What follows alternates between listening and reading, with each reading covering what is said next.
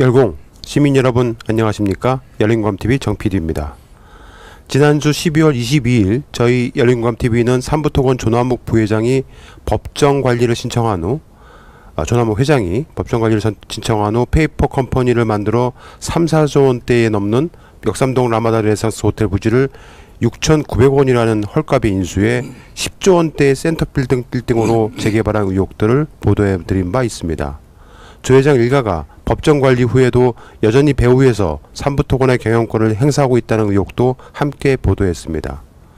오늘은 조남욱 회장이 이명박 박근혜 정부에 걸쳐 라마다 르네상스 호텔 재개발 시 사선 제한을 폐지하고 복합 카지노로 키우기 위해 어떤 식으로 권력을 동원해 사전에 치밀한 로비를 했는지를 살펴볼까 합니다. 먼저 본 내용을 심층 탐사 취재해온 탐사 전문기자 강진구 기자님 자리하셨습니다. 안녕하십니까? 네, 안녕하십니까? 강진구입니다. 그리고 지난주에 이어서 저희 삼부토건 2대 주주로 삼부토건의 비리를 고발해 주신 제보자 이동욱 선생님도 자리해 주셨습니다. 안녕하십니까?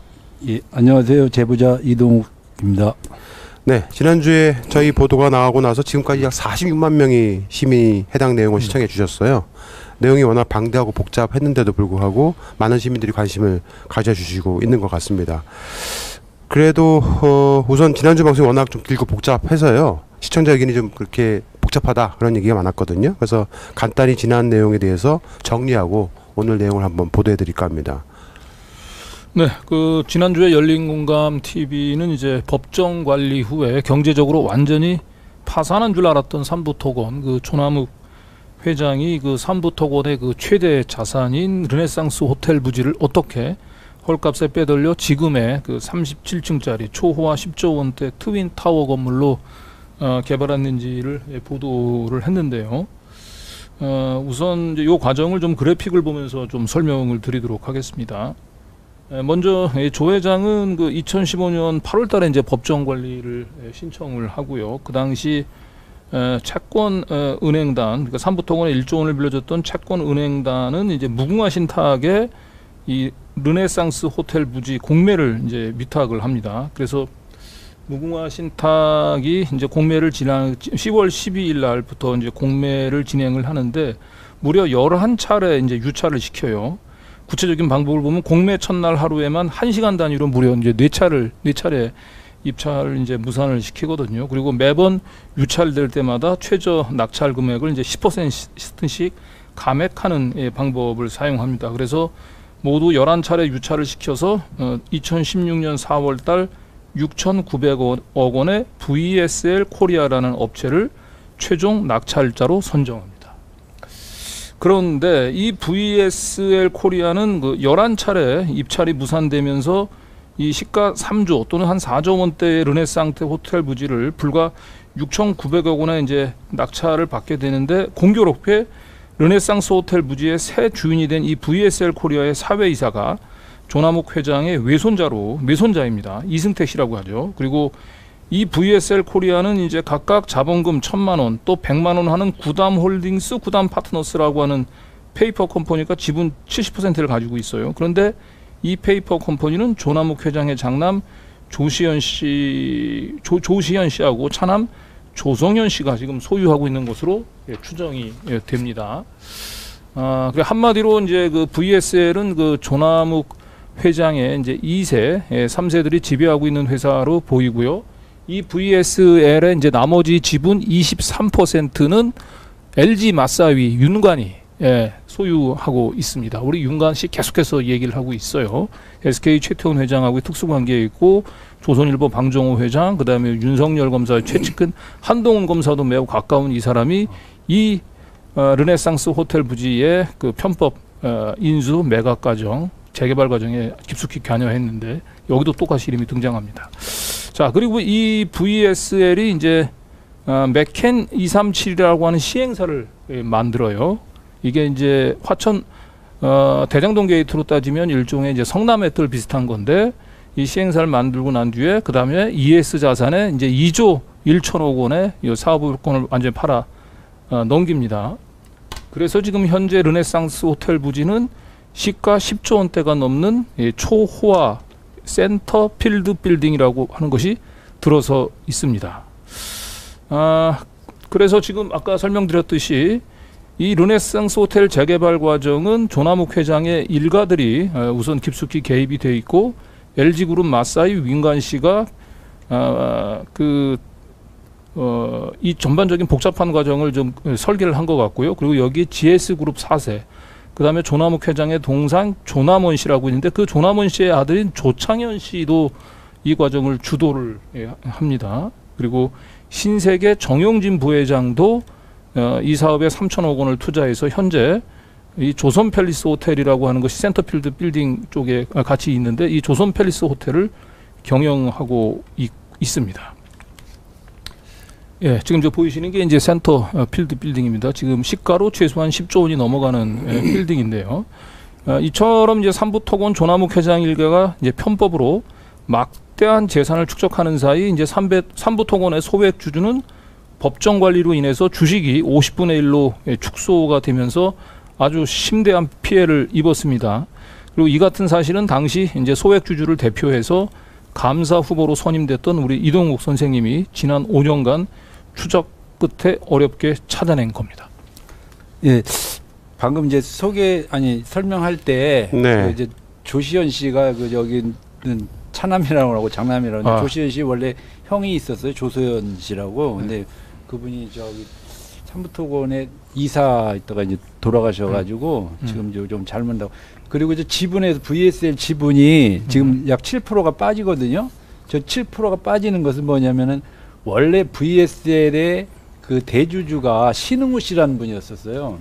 신흥우 씨가 70%를 가지고 있었는데 이게 증자를 하면서 신흥우 씨가 지분이 7%로 줄어들었어요. 이 신흥우 씨가 원래는 그 VSL의 그 최대 주주였고 VSL 코리아라고 30%는 VSL 인터내셔널이라고 그 30%는 스위스에 있는 그 브이그라는 그 회사에서 이제 가지고 있었거든요. 그리고 이제 이 신흥우 씨가 우연하게 어쨌든 신재윤 씨하고 같은 휘문고 동문이에요. 지금 막 등장인물들이 너무 갑작스럽게 나오면 시청자분들이 그거는 우리가 다음 편에 조금 더 상세하게 금융마피아 편이 또 기다리고 있습니다. 여기 그 지금 계속 나오는데 그럼 VSL이 도대체 어떤 회사인가? 근데 이게 이제 VSL이 또 삼부토건에 하도급업체도 했었어요. 이 회사가요. VSL이 자본 21억인데 그러니까 이 21억인 회사가 지금 현재 1조인 회사를 이제 1조가 아니라 10조. 이제 맥켄 237에서 이제 저기 특수목적 법인이기 때문에 저기서 수익한 것을 다 정산을 했어요. 그러니까 우리가 그 저기서 수익된 것이 개인한테 가면은 세금 추적이 되기 때문에 맥켄 237에서 다 세금을 내고 나면은 누가 받아갔는지를 모르게 되는. 그래서 저 이제 맥켄 237이라는 특수목적 법인을 쓰게 되는 거예요. 자, 삼부토건 소액 주주 입장에서 이제 말씀을 해주셨는데 그 조남욱 회장과 르네상스 호텔 하면은 윤석열 후보자의 부인인 김건희 씨를 떠올리지 않을 수 없는데요. 과연 윤 후보자 부부는 지난번 저희 열린광TV 보도에 대해서 어떤 생각을 갖고 있는지 좀 궁금합니다. 윤 후보자 부부는 조 회장이 이처럼 고의로 회사를 법정 관리로 몰아가고 알토란 같은 회사 자산을 편법으로 빼돌리는 과정을 몰랐을 리는 없었을 것 같은데요. 네, 그렇습니다. 그 일단 그 지난주 그 뜨거운 관심을 이제 모았던 그 3프로 TV의 경제 좌담에서 이제 윤석열 후보가 이런 말을 했었죠. 이제 코리아 디스카운트의 이제 원인은 시장에서 불공정 거래나 사기 행위에 대해서 이 감독 당국이 엄정한 단속을 하지 못하고 있기 때문이다라고 했거든요. 사실은 이제 요거는 이제 윤석열 후보자가 과연 이제 할 말인지 이제 의문이 들지 않을 수 없어요. 유체이탈 화법인데 일단 먼저 윤 후보자가 3프로 TV에서 뭐라고 말했는지 한번 같이 보도록 하시겠습니다. 우리나라 주식 시장이 저평가되어 있다는 얘기는 많이 들어보셨을 겁니다. 그 저평가의 원인은 어디 있다고 보십니까? 글쎄 이제 뭐 여러 가지가 있겠죠. 네. 우리 이제 뭐 소위 코리아 디스카운트다 그러면 뭐 안보 문제를 거론하기도 하고 그리고 이제 우리 그 주식 시장의 어떤 구조적인 문제, 한국 뭐 또 미국의 뭐 나스닥이나 나이스, 동경 런던 뭐 이런 이제 각국의 이 자본시장들끼리도 서로 경쟁을 하지 않습니까? 네. 그러니까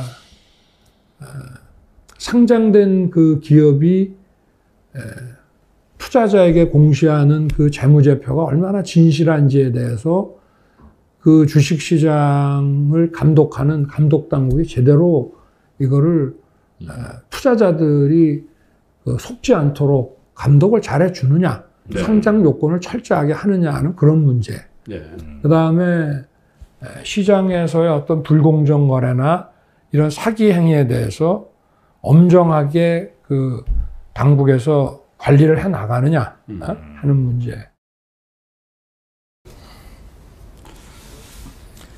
예, 지금 윤석열 후보님께서 아주 좋은 얘기를 해주셨는데 우리나라는 그 이 주식시장이 그 뭐랄까 그 투기화되면서 뭐 많은 부분이 해외 같은 부분은 이게 좀 안정화돼 있는데 좀 꾼들이 말하자면 주식 투기꾼들이 이걸 움직이는데 이들을 통제할 수 있는 것이 사법부 아니겠어요? 네. 검찰이나 이게. 근데 이 검찰이 이것을 제대로 하지 않으니까 지금 이런 상태가 온 거거든요. 제가 이 삼부통을 주주총회 할 때도 제가 조남욱 회장님한테 이런 얘기를 했어요. 조 회장님은 우리 집에 신발 신고 들어온 거다. 절대로 성공은 이 호텔을 빼돌리는데 빼돌릴 수는 있지만은 결국 나한테 잡힌다. 내가 그 얘기를 내가 했거든요. 보는 앞에서 다 했어. 틀림없이 내가 이거 밝히고 만다. 지금은 하지만. 그러니까 이런 부분이 지금 윤석열 후보께서 그 조남욱 그 회장의 아들 조시현 씨하고 조남은 부회장의 그 사건에 그때 저기 대검찰청에 있다가 중앙지검으로 넘어오셔가지고 이때 이게 뭐 해결이 됐다는 것은 누구나 언론 보도에 나와 있는 일이에요. 그러니까 이렇게 사람들이 검찰이나 여기에서 뒤를 봐주고 하니까 조남욱 회장이 이런 걸 하는 거거든요. 이렇게요. 결국은 뭐냐면은 지금 코리안 디스카운트 뭐 이런 말은 저거 한 거고 검찰이나 사법기관이나 금융감독은 우리 악의 카르텔의 최고 중점에 있는 금융위원회 사실 금융감독원보다는 금융위원회가 이런 부분을 명확하게 수사하고 뒤에서 우리 국민들이 안전하게 투자할 수 있는 그런 것을 만들어줘야 된다. 말로만 저렇게 하시면 안 된다. 네네. 자, 정말 3프로TV에서 윤석열 후보자가 어떻게 저런 말을 할 생각을 했을지 좀 의문이 들어요. 저 이사장님도 얘기를 하셨듯이 삼부토건 조남욱 회장의 뒤를 봐주는 막강한 뒷배 중 하나가 검찰 인맥이잖아요. 그렇죠. 근데 조 회장의 검찰 인맥의 핵심이 지금 윤석열 후보자 아닙니까? 네, 그렇습니다. 윤 후보자는 그 양재택 검사와 함께 그 부인 김건희 씨를 통해서 조남욱 회장과 매우 밀접히 연결된 인물이죠. 그리고 김건희 씨 그 장모, 김건희 씨 장모가 아니고 윤석열 후보자의 장모 최은순 씨가 2011년 이제 서울 동부지검에서 수사를 받으면서 자기 딸이 그 이 조남욱 회장 소개로 윤 검사를 만나서 2년간 교제하고 있다는 사실을 아주 자랑스럽게 그 얘기를 했거든요. 그 당시 진술조서에 지금 보여주시면 맨 마지막에 두 번째 문에 김명신 씨는 아직 결혼하지 않으셨나요? 하니까 아직 안 했는데 2011년 10월 결혼할 예정입니다. 김명신이 지금 결혼할 사람은 라마다 조 회장이 소개시켜준 사람으로 2년 정도 교제하였습니다. 이렇게 답변하고 있잖아요. 그러니까 저 정대택 선생님하고 이제 그 고소 고발 주고받으면서 검찰에 가서 최은순 씨가 내 딸과 사귀는 검사가 있다. 그리고 조남욱 회장이 소개해줬다라고 하는 얘기를 저렇게 얘기를 하고 있는데 저 당시 같이 조사를 받았던 정대택 선생님에 따르면 저 조서에는 지금 검사 이름이 나와 있지 않잖아요. 네. 그런데 그 당시에는 윤석열 대검 중수 이과장이라고 이름을 구체적으로 밝혔다고 합니다. 그러니까 검찰에서 조사를 받으면서 검사 사위의 이름을 들먹였다라고 하는 것은 결국 검찰의 사위의 백을 이용을 해서 자신의 죄를 덮고 가려고 하는 그런 속셈으로 보여지는데요.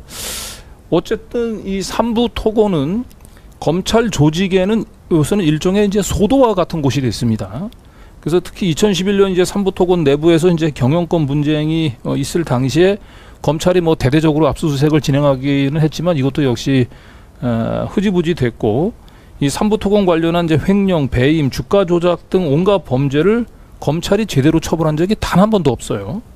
그리고 특히 이제 옵티머스 펀드 사기 사건이 이제 대표적인 사례인데, 그럼 여기서 잠시 이제 옵티머스 펀드 사기범들이 만든 펀드 하자 치유 문건이라고 하는 게 있는데, 여기에 이제 삼부토건 이름이 다시 등장을 합니다. 한번 같이 보시겠습니다.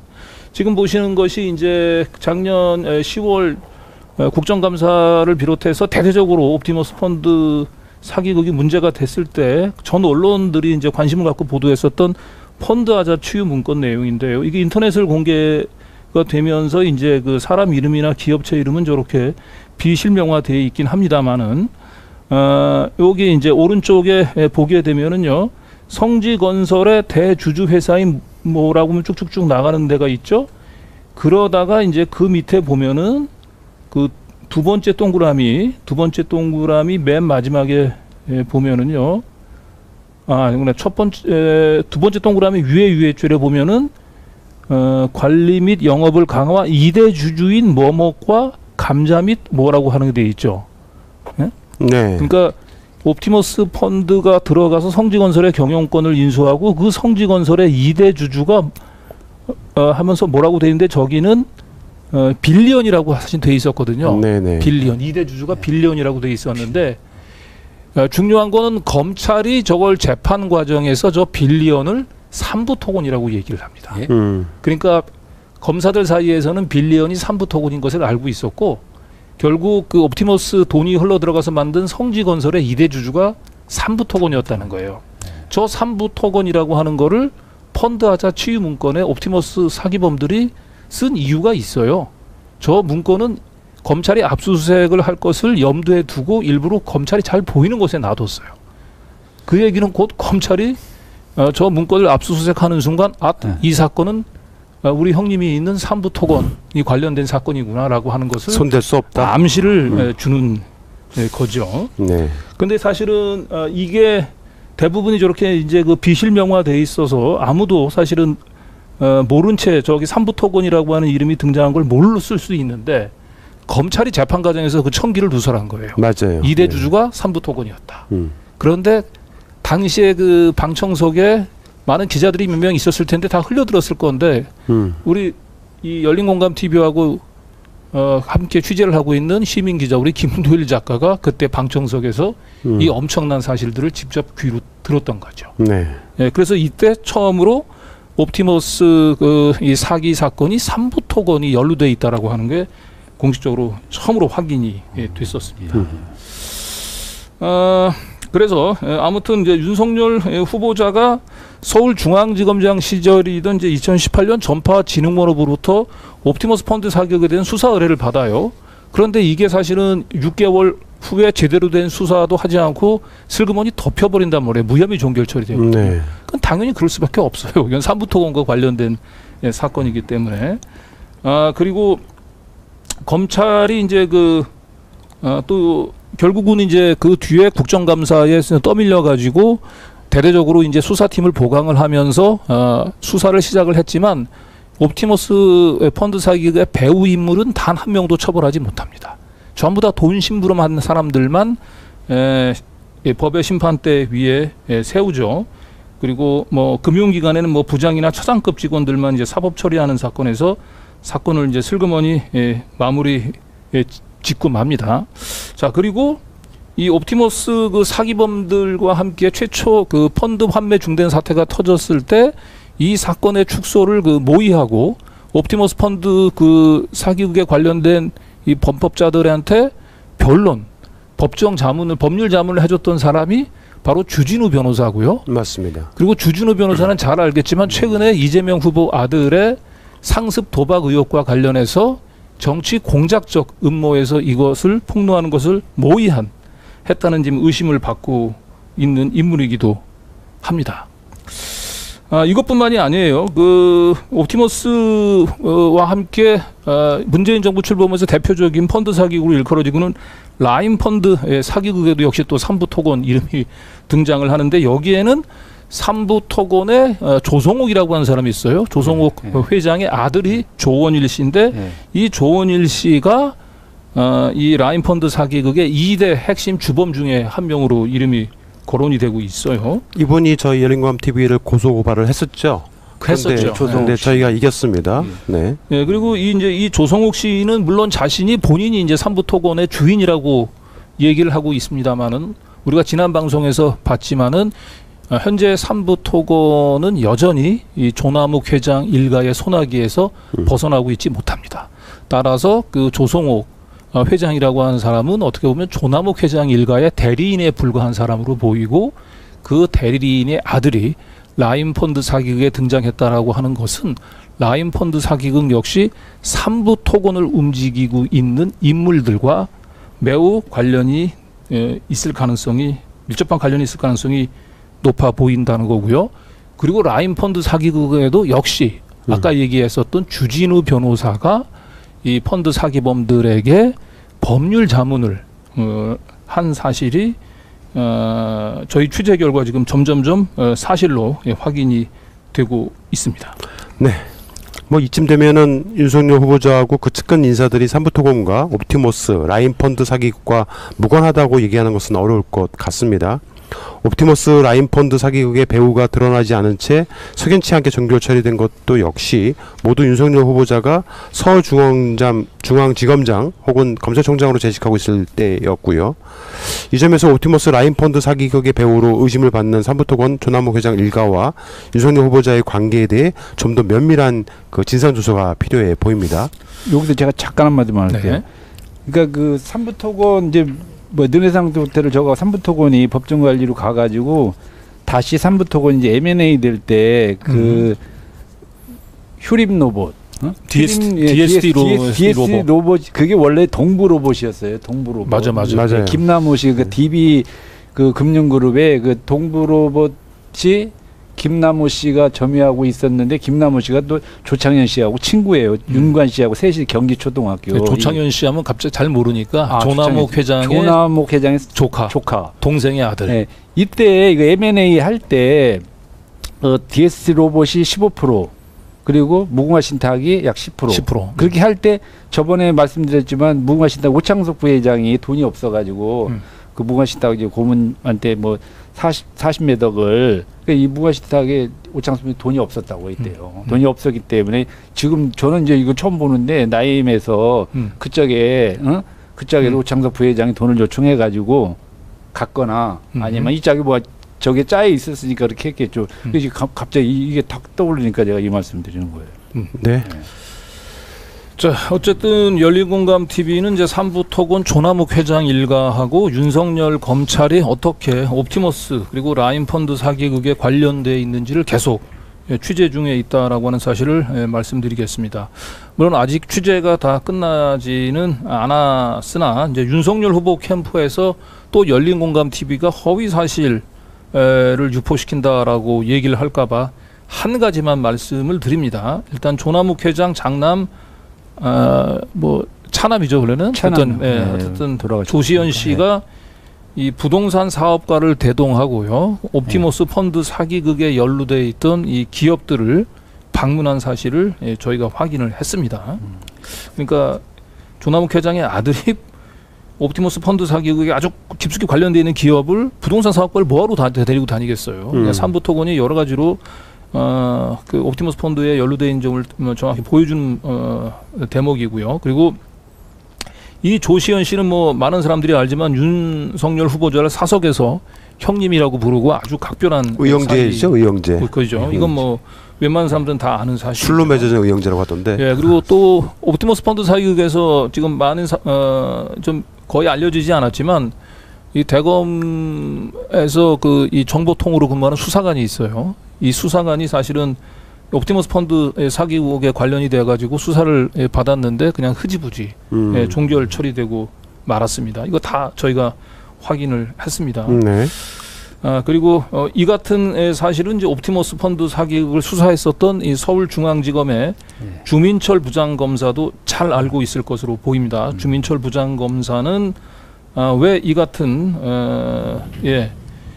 삼부토건 조남욱 회장의 아들 조시현 씨가 그 옵티머스 펀드 사기범들과 같이 어울려 다닌 사실들, 그리고 이 검찰 내부에 이 저기 수사관이 이 옵티머스 펀드 사기와 관련된 사실을 확인하고도 왜 제대로 처리를 하지 않았는지 부분들에서 해명이 있어야 될 겁니다.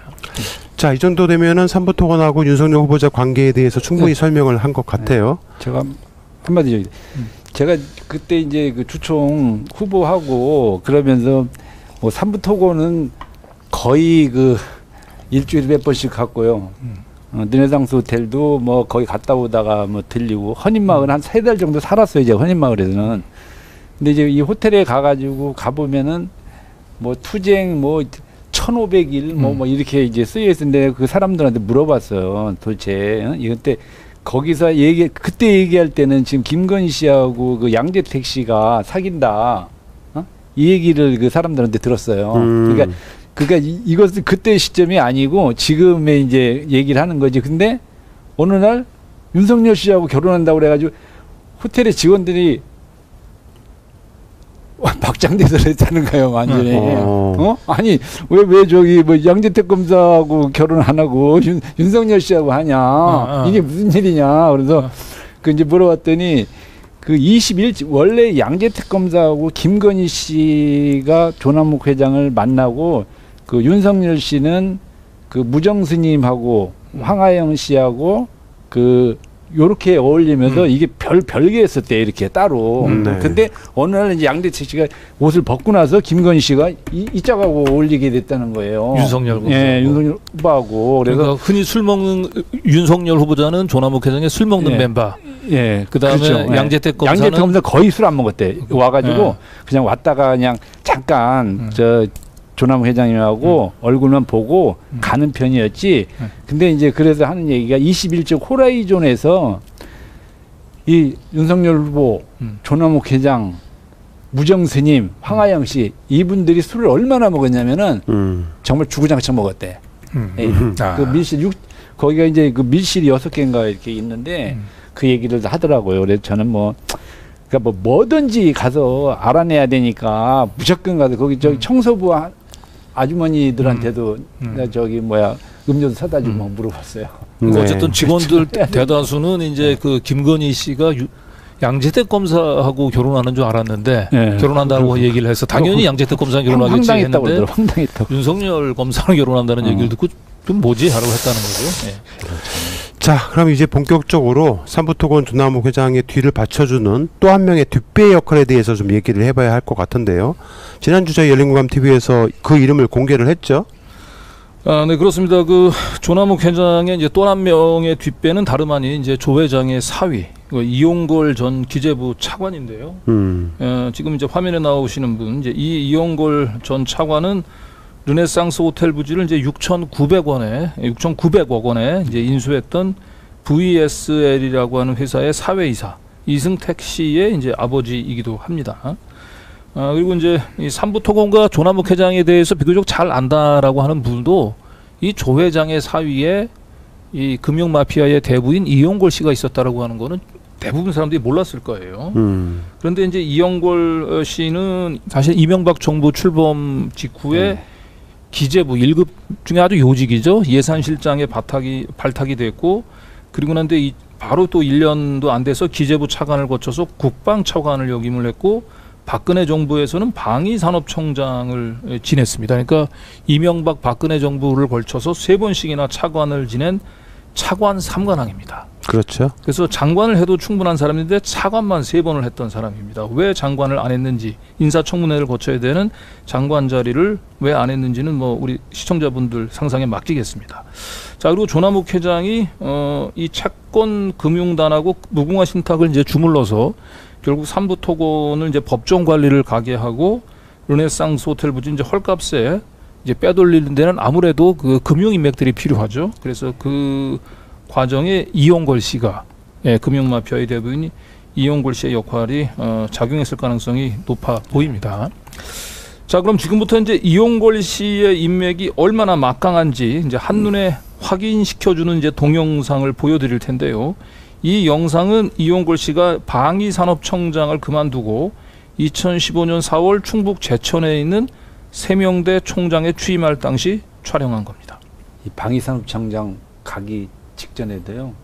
가스공사 사장을 가시려고 했었대요. 근데 네. 그것도 좀 저거 하니까 변방으로 3명 가스공사 사장도 그 아무래도 그게 3개월 동안 비어 있었어요. 그때. 검증을 거치는 과정에서 뭔가 드러날 수 있다. 아무튼 공직을 그만둔 사람이 이제 사립학교에 총장으로 가는 건데 아니 차관을 그만뒀으면은 왜 또 공직하고 뭐 어디를 가요? 그냥 저기 쉬셔야지. 그러니까요. 아무튼 공직을 그만둔 사람이 사립학교에 총장으로 가는 자리에 어떤 사람들이 왔는지 그 영상을 좀 보고 나서 말을 하도록 하겠습니다. 세명대 총장에 이용골 씨가 취임할 당시에 촬영한 동영상입니다. 이게 또 예산이랑 관계되니까 이게 3명대로 가신 것 같아요.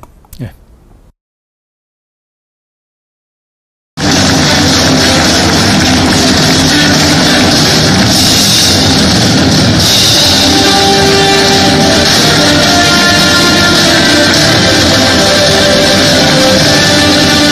오늘 이 자리는 세명대학의 제8대 이용걸 총장님의 심식이자 세명대학의 또 한 번의 비상을 예고하는 뜻깊은 자리가 아닌가 생각합니다. 다음은 이 자리를 축하해 주시기 위하여 참석해 주신 내외 기민 여러분을 소개하겠습니다. 시간 관계상 인사는 생략함을 널리 양해해 주시기 바랍니다. 가나다 선입니다. 강대희 서울부대 학장님, 강경로 제천경찰서장님, 구본진 전 기획재정부 차관보님, 권태균 전 아랍에미리트 대사님, 김광민 국회의원님, 김기용 전 경찰청장님, 김대희 전 대통령실 정책실장님, 김병석 고려대학교 행정대학원 원장님, 김봉열 한국예술종합대학 총장님, 김성빈 동부거리 광장 고문님, 김성진 전 해양수산부 장관님, 김영주 전 산업자원부 장관님, 김영호 한국교통대학 총장님, 김재구 청주지방검찰청 대천지청장님, 김주성 충북총장협의회 회장 겸 한국교원대학교 총장님, 김태영 전 국방부 장관님, 김호영 전 외교부 차관님, 김화동 한국도표공사 사장님, 남창현 충북tek노파크 원장님, 김용환 전 문화체육부 차관님, 박종찬 충북지방 중소기업청 청장님, 박봉규 기획재정부 차관님, 서남수 전 교육부 장관님, 성경 고성청담의료산업진흥재단 이사장님, 성명준 제천시의회 의장님, 윤중현 전 기획재정부 장관님, 이갑수 고단대 경제통상대 학장님, 이금규 제천시장님, 이석준 미래창조과학부 차관님, 이시종 충북 충청북도 부사님, 이원탁 대원대학교 총장님, 임보근 황성기업 회장님, 정대훈 한국산업기술진흥원 원장님, 조대식 고래 충북 본부장님, 정표시 충북발전연구원 원장님, 최근남 전 청와대 홍보수석님, 함승덕 충북도립대학 총장님, 서경욱 전 OECD 대사님, 대사님을 대신하여 사모님께서 참석해 주셨습니다. 여러분, 참석해 주신 모든 분들을 위하여 힘찬 박수 부탁드리겠습니다.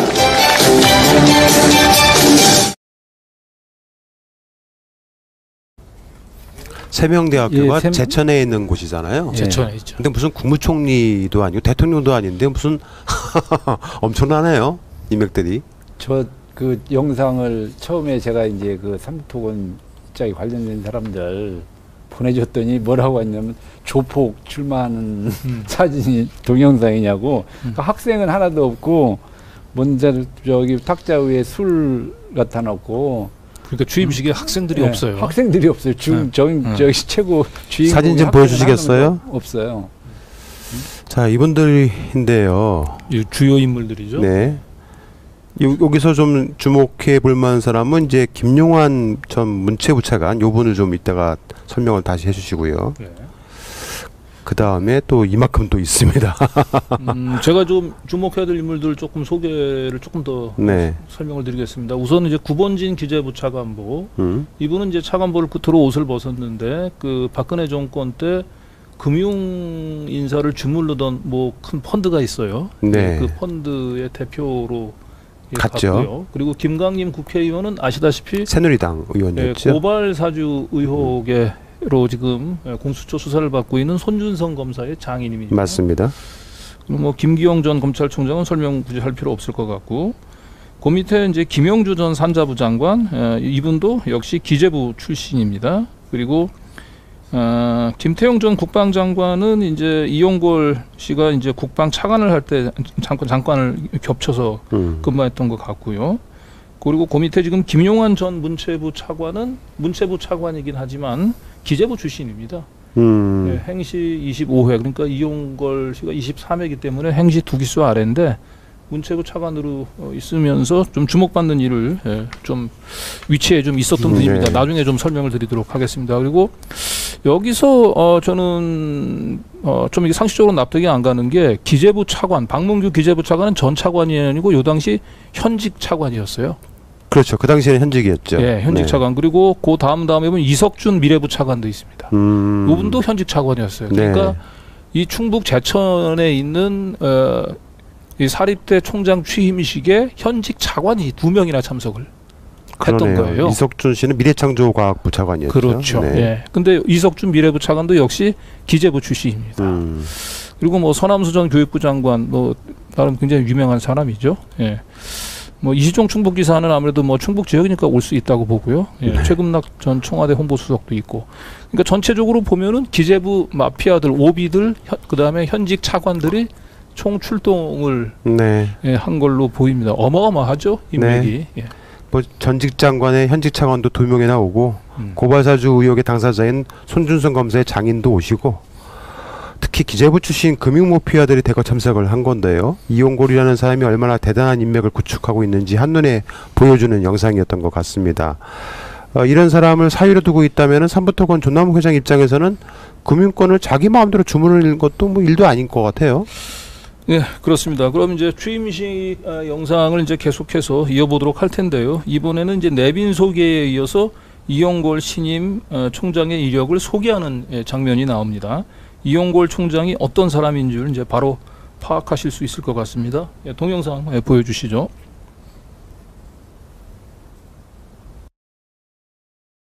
이어서 임명장 수여약서 이용골 총장님의 명령을 먼저 영상을 통해 보시겠습니다. 이용골 총장은 1957년 11월 27일 부산에서 아버지 이세희, 어머니 신영숙 여사 사이에서 일남 삼녀 중 셋째로 태어났습니다. 부산에서 대신 초등학교와 덕원 중학교를 졸업 후 고등학교는 서울에 있는 경기고등학교로 진학했습니다. 이어 서울대 경제학과를 졸업하고 서울대 행정대학원에서 행정학 석사에 이어 미국 밴더빌트 대학에서 경제학 석사를 취득하였습니다. 이 총장은 대학 4학년 때 제23회 행정고시에 합격하여 경제기획원 기획국과 예산실에서 근무했습니다. 1992년부터는 대통령 비서실에서 근무했고 경제학 학문연마를 위하여 미국 주지 워싱턴 대학에서 2년간 연수활동을 하였습니다. 경제기획 전문가인 이 총장은 1997년부터 재정경제원 기획예산처 예산실, 재정기획국에서 건전한 국가재정을 위해 봉사했습니다. 2007년 기획예산처 공공혁신본부장으로 공공혁신 투자에 기여했으며 2008년 기획재정부 예산실장, 2009년 기획재정부 제2차관으로 역임하여 금융위기 극복을 위해 노력했습니다. 2010년 국방부 차관, 2013년 당위사업총장을 역임함에 따라 지방예산의 효율화와 국가안보정책 추진에 기여했습니다. 3명의 새로운 리더, 혁신 마이스트 이용걸, 치밀한 분석력과 추진력, 진취적인 창의적 혁신 마인드와 소통을 중요시하는 리더십, 청렴하고 성실한 성품, 지역사회와 국가의 미래를 선도하고 세명대학교의 건화기념인 위세 광명하는 우수한 인재 양성을 주도한 제8대 이용걸 총장을 소개합니다.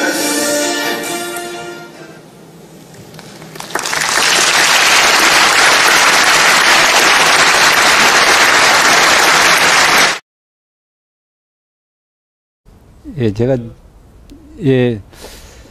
영상을 그 BW 제가 그 주총에서 감사 후보로 하고 나서 이제 부결돼 가지고 그리고 주총에서 그 의결권을, 그러니까 소액주주들은 위임장하고 그 거기다 인감증명을 꼭 붙여가지고 가져와야 된다고 했는데, 근데 뭐 그 인감증명을 해줄 사람이 그렇게 드물기 때문에 그래도 최대한 해가지고 갔어요. 갔더니 회사는 그냥 의결권 그 금융결제원에서 나온 거 있죠. 그것도 없이 그냥 위임장에 막도장 찍은 걸로 자기들은 다 통과시키고 저희는 안 해주는 거예요. 그래가지고 야, 이건 아니다. 그러니까 뭐 변호사한테 뭐 얘기를 했더니 변호사가 뭐 문제가 있을 수 있으니까 법원의 판단을 받아볼 수 있다. 이제 그런 얘기를 해서 제가 그 소송을 냈어요. 소송을 내면서 아, 도대체 이 조남욱 회장님 어떤 사람인데 이렇게 막강한가. 그래 내가 이제 다 조사를 해봤어요. 일단 조사를 해봐야지 자기가 알지도 못하고 했다가 오히려 역으로 다치면 안 되니까. 근데 이제 그때 조사할 때 나왔는데 이 이용걸 씨가 원래 부여 사람이었다는 거예요. 아, 부산이 고향이고 부여 사람. 네, 그리고 이제 이 아버님 이세희 씨가 이분이 해양대 1기 우리나라 도선사 1호예요, 이분이 해가지고 그때는 해양대가 저 인천에 있을 때인데 인천에서 해양대를 나오고 나서 부산으로 이사를 가가지고 이 저기 이용걸 차관이 부산생으로 돼버린 거예요, 이분이. 네네. 자, 이용걸 전 기재부차관이 어떤 사람인지는 뭐 영상에서 보신 것처럼 막강하신 사람인 것 같긴 한데요. 정작 이 영상 어디에도 조남욱 회장은 안 보여요.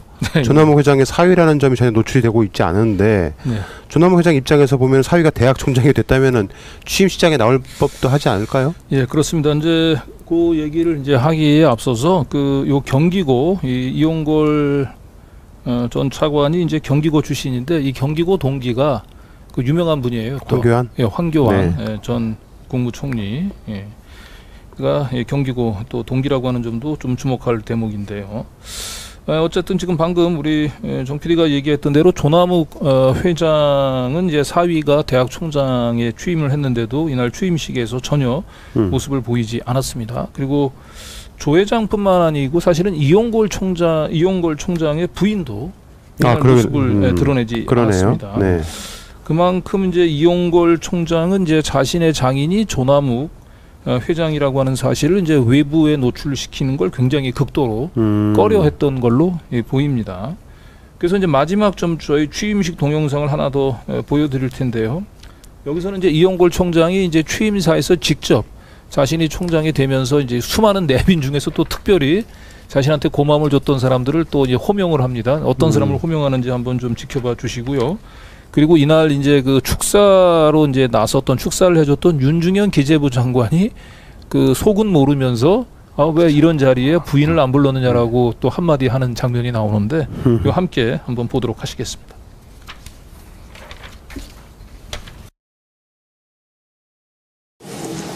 저는 오늘 자랑스러운 세명의 역사와 전통 앞에 세명인의 한 사람으로 막중한 사명감과 깊은 애정으로 취임을 맡고자 합니다. 먼저 이 명예로운 총장의 자리에 오를 수 있도록 도와주신 대원교육재단 김혁 이사장님, 민송학원 김영순 이사장님을 비롯한 모든 세명 가족과 선배, 동료, 동문 여러분들께 진심으로 감사의 말씀을 드립니다. 또한 바쁘신 중에도 오늘의 취임식을 축하해 주시기 내빈 여러분께서 참석해 주셨습니다. 언제나 제 삶의 멘토가 되어주신 윤정현 전 기획재정부 장관님, 김광림 국회 정보위원회 위원장님, 김영주 전 산업부 장관님, 김태형 전 국방부 장관님, 김성진 전 해수부 장관님, 김대희 전 정치실장님, 감사합니다. 바쁜 도정에도 불구하고 참석해 주신 이시종 충청북도도지사님, 저와 함께 공직생활한 이석준 박문규 차관님도 참석해 주셨습니다. 감사합니다. 더불어 우리 대학 석좌 교수님으로 계신 서남수 전 교육부 장관님께도 감사의 말씀을 드립니다.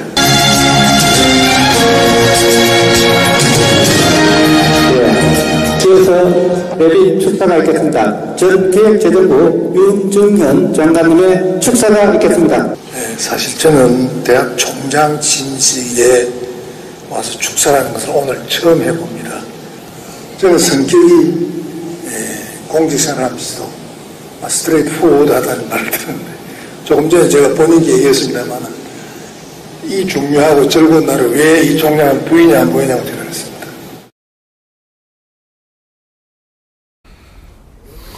그러게요. 부인 얘기를 하네요. 그리고 또 사위가 대학 총장에 취임을 하는데 전남욱 그 삼부토건 회장의 모습도 잘 보이지 않는 것도 좀 이상하고요. 뭐가 그렇게 숨길 게 많아서 사위를 사위로 남편을 남편으로 부르지 못하는지 참으로 좀 비밀이 많은 집안 같아요. 네, 그렇습니다. 특히 조남욱 회장이나 이제 부인이 이용골 총장의 존재와 자신들의 관계를 외부에 드러내지 않기 위해 얼마나 애를 쓰고 있는지를 보여주는 또 다른 사례가 있는데요. 이용골 총장의 부인의 이제 카카오 스토리에 나오는 한 장면을 같이 보시겠습니다. 네, 이게 이제 간단한 이제 카카오 스토리인데 그 보면은 조 땡땡 씨가 이제 저 이용골 총장의 부인이고 조남욱 회장의 이제 딸입니다. 그래서 뭐라고 글을 하나 쓰시고 밑에 뭔가를 사진을 하나 게시를 한 것 같아요. 원본 작성자가 삭제한 스토리입니다. 게시를 한 사진이 네. 이제 저기 삭제가 됐죠. 근데 그 밑에 댓글에 친구분 같죠? 백모라고 네. 하는 친구분이 이름 잘 지었네. 청춘 누룽지라니 남편이 누룽지 엄청 좋아해라고 이제 댓글을 달았어요. 그러니까 제3자가 봤을 때는 저 사진이 남편이구나 라고 하는 걸 이제 알 수 있게 된 거죠. 그리고 그렇죠. 저 댓글을 보고 내가 실수했구나라고 생각을 해서 황급히 지운 남편과 거구나. 찍었던 사진을 지운 것으로 보입니다. 남편이 딱 붙어가지고 사진을 찍었었겠죠. 그러니까 사람들이 이걸 보고 관심을 가지니까 빨리 나는 이용골 총장과 부인이 아니다 이런 것을 좀 얘기하고 싶어가지고 빨리 지운 것 같아요. 저거 다 삭제를 했어야 되는데 삭제를 안 하고 그러니까, 저렇게 두니까 저렇게 남았네요. 그러니까 이용골 씨가 남편이라는 사실이 외부에 드러나는 걸 좀 경계하고 있는 것 같아요. 저렇게. 네. 자, 그럼 이제부터 검찰 인맥과 금융마피아 인맥을 두루 거느린 조남욱 회장 일가가 라마다 르네상스 호텔 부지를 헐값에 빼돌려서 10조 원대 그 빌딩 소유주가 되기까지 과정을 좀 더 자세히 살펴보도록 좀 해볼 텐데요. 애당초에 조 회장이 르네상스 호텔 부지를 공매에 붙이기 전에 미국의 라스베가스와 같은 복합 카지노로 이렇게 키울 생각을 가지고 있었던 건가요?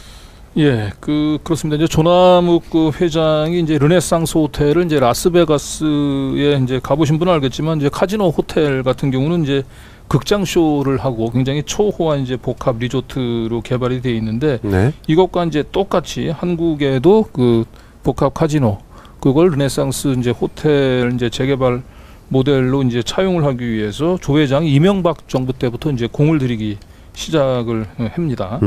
그래서 이제 지금까지 이제 조남욱 회장의 뒤를 바치는 이제 검찰 인맥, 그다음에 금융 마피아 인맥들을 보여드렸고요.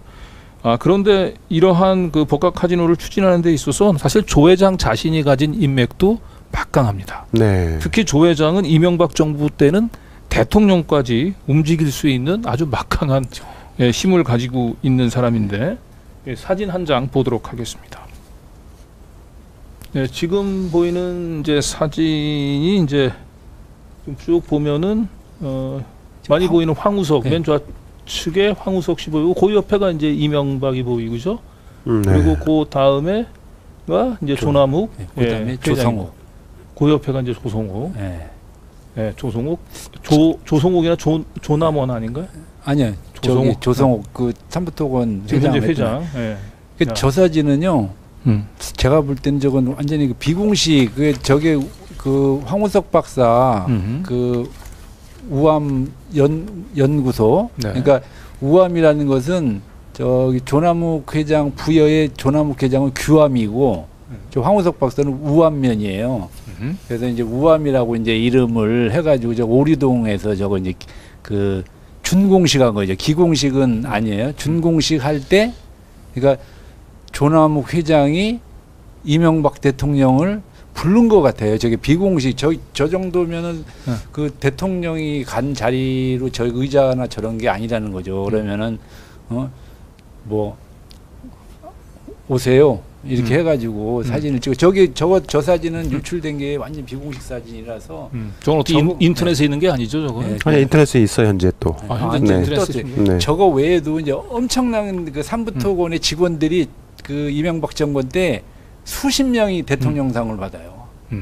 뭐 일반 건설회사 뭐 제가 다닌 한일건설 같은 데는 뭐 한 딱지도 못 받았을 텐데 그렇게 많이 그 받는 조남욱 회장이 이명박 대통령하고 아주 극히 친하다는 것을 그 사진에서 볼 수 있어요. 자, 시청자분들은 어떻게 보셨는지 모르겠지만은 사진에 이명박 대통령과 함께 나오는 조남욱 회장의 모습에서 전혀 대통령과 함께 있다는 느낌을 받기가 좀 어려워 보입니다. 정 가운데 앉아 있었잖아요, 더군다나. 네. 건설업계에서 오랜 기간 친분을 쌓아왔고 또 한편으로는 자신은 건설 재벌의 오너고 이명박은 고용 CEO 출신이라는 점에서 대통령이 돼서도 전혀 주눅이 들지 않는 모습입니다. 대통령을 자신이 주최하는 개인 행사에 이렇게 친구처럼 초대할 정도면 조 회장이 이명박 전 정부 시절에 얼마나 큰 위세를 가졌는지 한눈에 알 수 있을 듯 보입니다. 네, 그렇습니다. 그 조 회장의 사위 이용걸 씨가 이제 이명박 정부 출범 후 1급 중 그 요직 중의 요직인 예산실장에 이제 발탁이 된 것도 그렇고요. 1년도 안 돼서 다시 이제 기재부 차관으로 발탁이 된 것도 조남욱 회장의 힘이 작용한 게 아닌가 싶습니다. 그리고 이 조 회장이 키우는 관리하는 이런 검찰 인맥 중에 막내격이 이제 윤석열 검사였는데 윤석열 검사가 2009년 대구지검 특수부에서 1년도 안 돼가지고 대검 범죄정보 2 담당관이 된 것도 마찬가지로 조 회장의 백이 작용됐을 가능성이 높아 보입니다. 그리고 이제 윤석열 후보자가 서울중앙지검장 시절 그랬죠. 이 국정감사 기간에 역대 정부 중 이명박 정부가 가장 쿨했다라고 답변해서 그 화제가 됐었는데 이 역시 이명박 정부 시절 이 조남욱 회장의 힘으로 정치 검찰로서 전성기를 누리던 본인의 추억이 또 기억이 자연스럽게 묻어나온 것이 아닌가 싶습니다.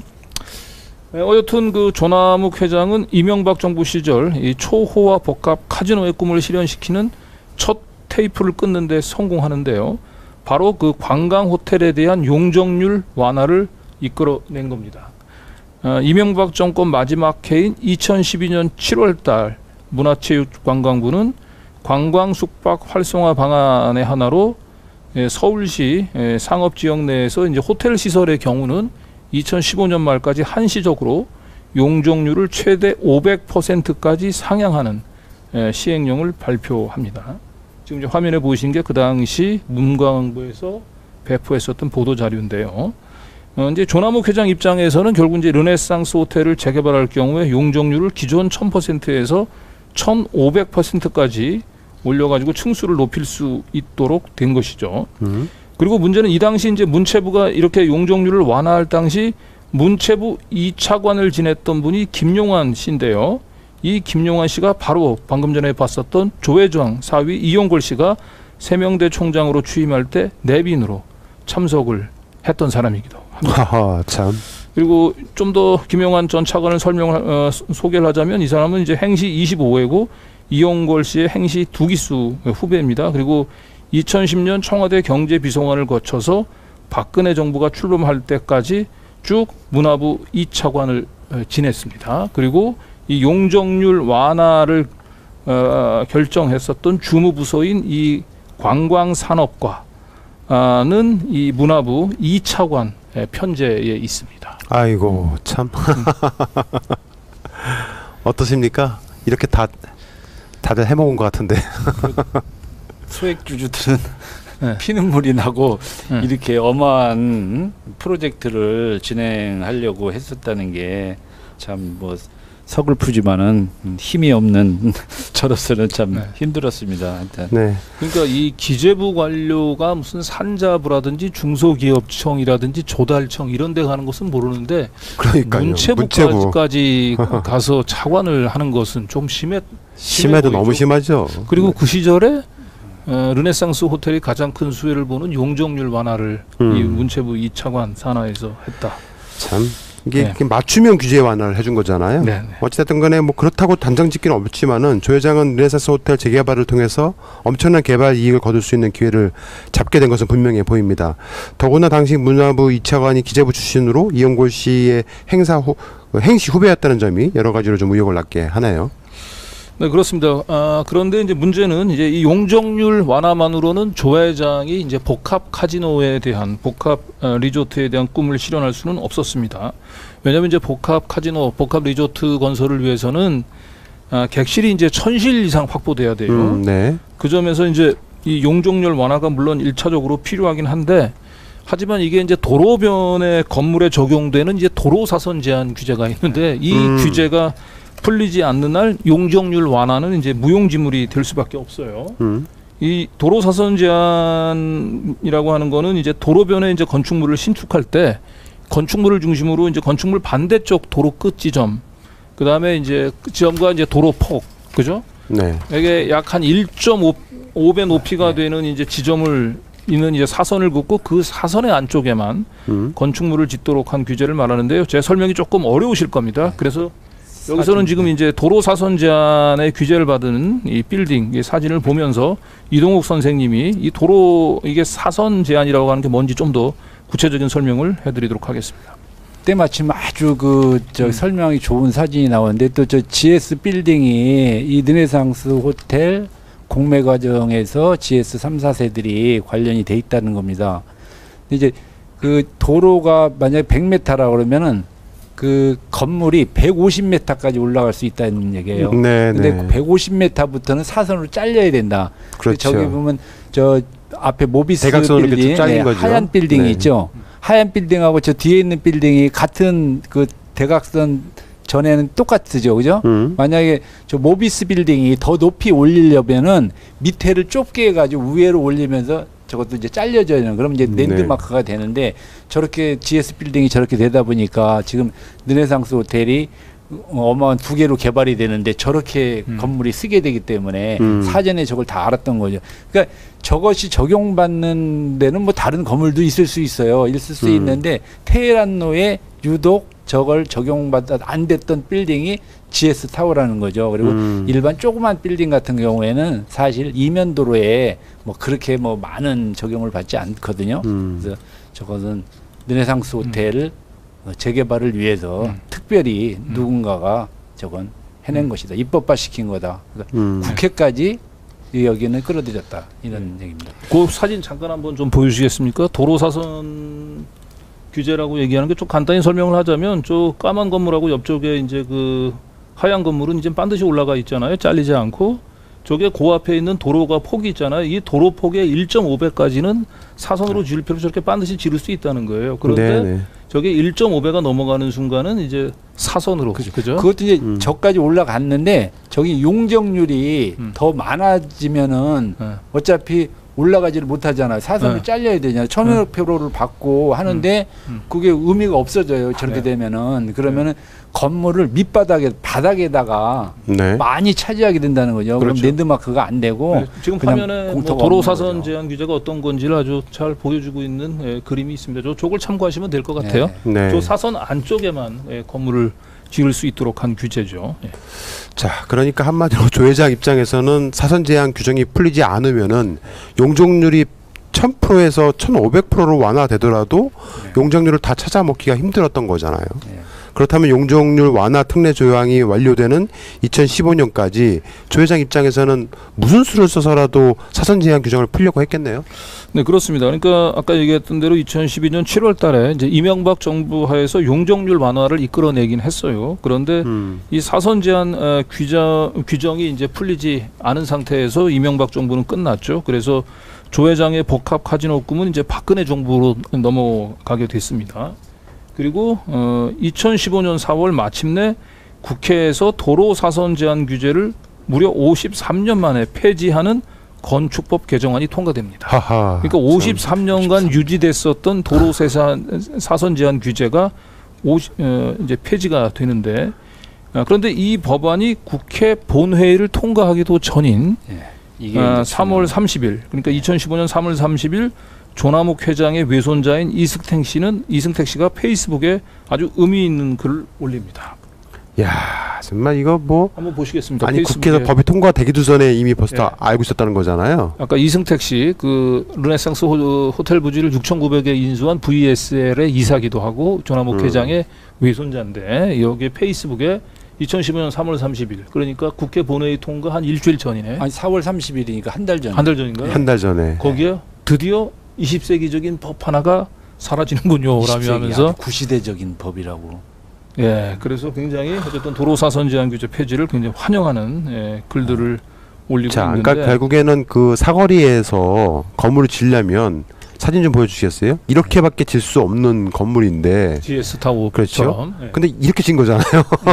반드시 올라간 거죠. 멋있게. 그러니까 저기 테헤란에 앞으로 뭐 다시 재건축하기 전에는 뭐 재건축이 되겠어요. 저 빌딩이 두 개가 완전히 그 위용을 드러내면서 그거를 무려 53년 만이요? 53년 만에 폐지하는데 규제 폐지를 하기 한 달 전에 이승택 씨는 또 어떻게 알고? 야, 이거 정말 무슨 뭐. 근데 결국은 이제 이 이승택 씨가 저 페이스북에서 보여주는 글에서 보듯이 조남욱 회장 일가는 거의 이 사선 제한 그 폐지에 목을 메고 있었던 것으로 보이고요. 그런데 당시 이 조남욱 회장 일가를 제외하고 대부분의 건축 전문가들 의견은 이 사선 제한 폐지에 대단히 비판적인 의견이었어요. 당시 전문가들이 SNS에 올린 글들을 잠시 한번 살펴보도록 하겠습니다. 뭐 건축학도 아니 이것은 건축학도들 요거 이거 실명이 나와서 조금 조심스럽긴 한데 뭐 개인들의 의견이니까 건축학도니까 좋은 얘기죠. 예, 그분들 학생들의 의견. 도시의 빌딩 숲이 도시가 빌딩 숲이 될 날이 멀지 않았다. 도시 속에서 햇빛을 쬐기 더욱 힘들어지겠다.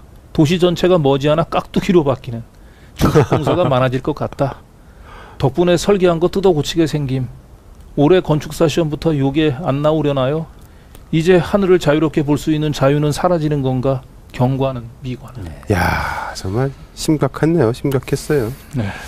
용적률 500% 완화에 이어서 도로 사선 제한 완화까지 드디어 조 회장의 복합 카지노 꿈 실현은 초읽기에 들어간 것처럼 보입니다. 특히 이승택 씨가 법안 심사 소위에서 법안이 통과되기도 전에 페이스북에 도로 사선 제한 규제가 폐지된 것을 환영하는 글을 올린 게 인상적이었는데요.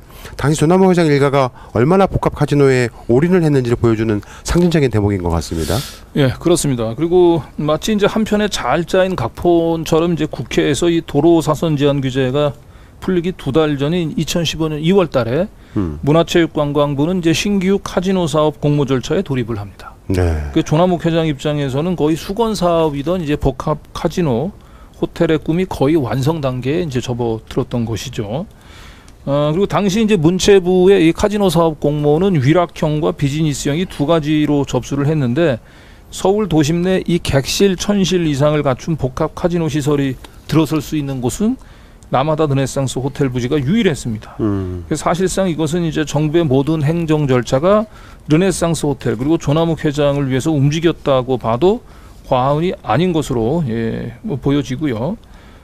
그리고 이제 3부 토건은 이 카지노 사업에 응모하기 위해서 2015년 6월 그리고 2015년 11월 르네상스 호텔 부지 매각 절차를 잠시 중단을 합니다. 왜냐하면 이제 해당 부지가 다른 제3자로 넘어가게 되면 3부 토건이 카지노 사업에 응모할 자격이 이제 없어지기 때문에 일시적으로 공매 절차를 중단시킨 것으로 이제 보입니다. 그리고 청와대를 이제 설득하기 위해서 조남욱 회장은 직접 박근혜 대통령을 만나 사전 정지 작업을 하기도 하는데. 아이고 박근혜까지 만나서. 네, 잠시 사진 한 장을 보도록 하겠습니다. 대단하십니다. 네, 지금 이제 그 보이는 사진은 이제 조남욱 회장이 노사정 대화에서 재계 대표로 박근혜 대표를 이제 만나는 장면입니다. 이야. 당시 조 회장이 이 노사정 대화에 참석할 사실은 연배도 아니고요. 또 대표성이 있는 것도 보통 아니죠. 보통 노사정 대화에서 사측은 경총 회장의 경총 부회장 정도가 참석을 한단 말이에요. 그래서 조남욱 그 회장이 저 노사정에서 사측 대표로 나온 것은 조금 이례적이고요. 아마도 노사정 대화보다는 카지노 사업을 위한 규제 완화의 필요성을 설명하기 위해서 네. 박 대통령을 만났을 가능성이 높아 보입니다. 아까 그 저기 이승택 씨가 그 카지노 관련해 가지고 올린 거 있죠? 요전에요. 네. 네, 저 또 이승택 씨가 저걸 또 올렸어요. 외국 기업의 카지노 시장 첫 개방 해가지고 영종도 입성. 밑에 보면은 뭐 이제 중요한 자본의 국경이 없는데 논스타의 추억은 아직까지. 그러니까 논스타가 우리나라 들어와가지고 뭐 이렇게 빼먹고 갔다 그러니까 저 카지노 들어오면은 또 저것도 문제된다고 이제 걱정하지 마라 이승택 씨가 그런 구차에는 그걸 또 올렸어요. 이승택 씨가. 이승택 씨가 아주 집중적으로 이 모든 면을 다 미리 다 보고 있었다고 딱 보는 거예요. 자, 그다음에 그 또 보도 자료 하나 또 보여주시겠어요? 이거 설명해 주시죠. 연장 법안 통과된 거. 네. 그거는 그 뒤에서 이제 설명을 좀 더 얘기를 하도록 하고요. 네. 이제 지금 이제 결국은 조남욱 회장이 이제 이명박 정부 때부터 이제 복합 카지노 사업을 위해서 치밀하게 이제 움직인 점이 지금 이제 하나씩 이제 드러나는 거죠. 그런데 이거 조 회장이 결국 복합 카지노 사업을 추진을 합니다만 그 꿈은 실현되지 못합니다. 예, 그 꿈은 실현되지 못해요. 그런데 아직까지 그 정확한 이유는 뭐 아직까지 확인되고 있지는 않고 있는데 어쨌든 이 조 회장이 그 모든 그 치밀한 사전 준비와 로비에도 불구하고 2015년 8월, 2016년 2월 발표된 카지노 공모심사에서 이제 두 번 모두 탈락의 고비를 마시는데. 근데 그게 아무래도 이게 서울 도심이잖아요. 역삼동이면 강남 한복판이고 아무리 박근혜 대통령이라 하더라도 그렇죠, 그 서울 한복판, 강남 한복판에다가 이 활락도시 만든다는 게 이게 쉽지가 않겠는데. 그때는 막 그 관광이 엄청 나가지고 뭐 난리였어 가지고 또 그렇게 하면은. 우리 또 그런가 보다 이렇게 뭐 그러니까 뭐 그럴 수 있겠는데 부담이 되게 심했을 거예요. 그러니까 우리 박근혜 대통령이 이건 안 된다. 정치적인 부담 때문에 아무래도 뭐 그러지 않았나. 내 임기 중에 그 서울 도심을 라스베가스로 만들었다. 죽어도 나는 안 된다. 만들었다. 그래서 감옥까지 뭐 박근혜 대통령이 그렇게 결정을 했는지 최순실 씨가 그렇게 결정했는지 모르겠지만 최순실까지는 아마 결재가 났을 것 같아요. 그래서 이게 그 유진용 그 문체부 장관이 박근혜 전 대통령하고 그 카지노권을 대해서 문제가 많은 걸로 계속 나온다가 결국 경질이 됐습니다. 그렇죠. 아마 유진용 장관이 그래서 저희 열린공감TV에 들어왔던 제보에 의하면 요 당시에 이런 얘기가 오갔을 때 카지노를 영종도나 아니면 저기 어디죠? 이제 뭐야 새만금 그쪽으로 해주자 뭐 이런 얘기가 있었잖아요. 근데 해도 되지도 않을 때기 때문에 지금 카지노 우리나라가 저기 워커힐에 그 파라다이스 그리고 여기 공항터미널에 세븐럭 이제 GKL이라고 해가지고 저기 관광공사에서 하는 거 두 개가 있어요. 그 세븐럭 같은 경우에는 한 2010년도에 상장됐는데 300억으로 그 출발을 했거든요. 자본은. 그 자본 늘지도 않아요. 뭐 어마어마하게 보니까 2년인가 3년 만에 상장했는데 시가총액이 4조 얼마씩 올라갔어요. 근데 그거에 2년 만에 4조가 됐다고요? 네, 상장했는데 근데 이 지금 국가에서 하려고 했던 이 복합 카지노는 그건 게임이 안 되는 거예요. 그러겠죠. 이건 뭐 어마어마한 이거거든요. 그렇죠. 황금 알라는 거의가 되는 거죠. 도심에. 해가지고 근데 이제 이게 그 2005년 이제 8월달에 저번에 MDM에서 그 고거에 있었잖아요. 저기 MOU를 했다가 파기한 날, 파기한 날이 복합 카지노 신청하는 마지막 날이었어요. 그러니까. 그리고 다시 공매를 6회까지 진행하다가 수도를 했는데 그게 이제 그 홍콩에 골든이 왔다고 해가지고 다시 했는데 그게 11월 27일 날인데 27일 날이 또 복합 카지노 신청의 마지막 날이었다는 거죠. 이게 그러니까 마지막 카지노 사업에 이제 공모에 응모를 하기 위해서 땅은 자기가 가지고 있어야 되니까 땅을 가지고 있다는 건 제가 이거 저기 카지노 그 공모 설명회 저 프라자 호텔에서 할 때 갔거든요. 가가지고 제가 직접 질문을 했어요. 이것은 내가 봐도 무조건 선정을 할 때가 있는 거다. 이것은 그렇지 않고는 이 카지노라는 것이 서울 도심 아니고는 영종도 새만금 거기 이건 외국인 카지노예요. 외국인이요. 외국인이 우리나라 와가지고 새만금에 가가지고 거기서 쇼핑몰에서 쇼핑하고 그게 그렇죠. 그 당치도 않는 얘기죠. 근데 이게 34개 업체가 막 어마어마하게 달라들었어요. 그때 홍준표 그 저기 지사할 때도 그분도 넣고 그랬었는데 저는 그때 이걸 보면서 그 설명회 하면서 내가 그랬어요. 아니 이것은 지방에 될 게 아니다. 근데 어떻게 그렇게 많이 보니 그것도 나는 이게 짜가지고 사람들이 지원을 하고 각 지방에서 그 도지사나 이런 사람들이 접대하면서 거기서 접대하면서 또 이제 뭐 재밌게 뭐 지낸 거죠. 알겠습니다. 이게 뻔한 거예요. 네, 어쨌든 이 마지막으로 이 카지노 사업들의 이제 배팅을 하고 그 최종 발표가 나기 직전에 공교롭게 2015년 10월달에 미르 재단, 그다음에 2016년 1월달에 K 스포츠 재단이 만들어집니다. 그래서 이것은 뭔가 그 재계의 영향력이 있는 조남욱 회장이 재계 인사들을 모아서 사실상 이제 그 최순실을 통해서 박근혜한테 뇌물을 바치고 복합 카지노 사업을 얻어내기 위한 뭐 좀 정지 작업이 아니었나 이렇게도 뭐 생각이 들 수 있는데 요거는 조금 더 한번 저희가 이게 허창수 저기 전경영 회장님이 3기 취임할 때 조남욱 회장님이 또 여기 또 갔어요.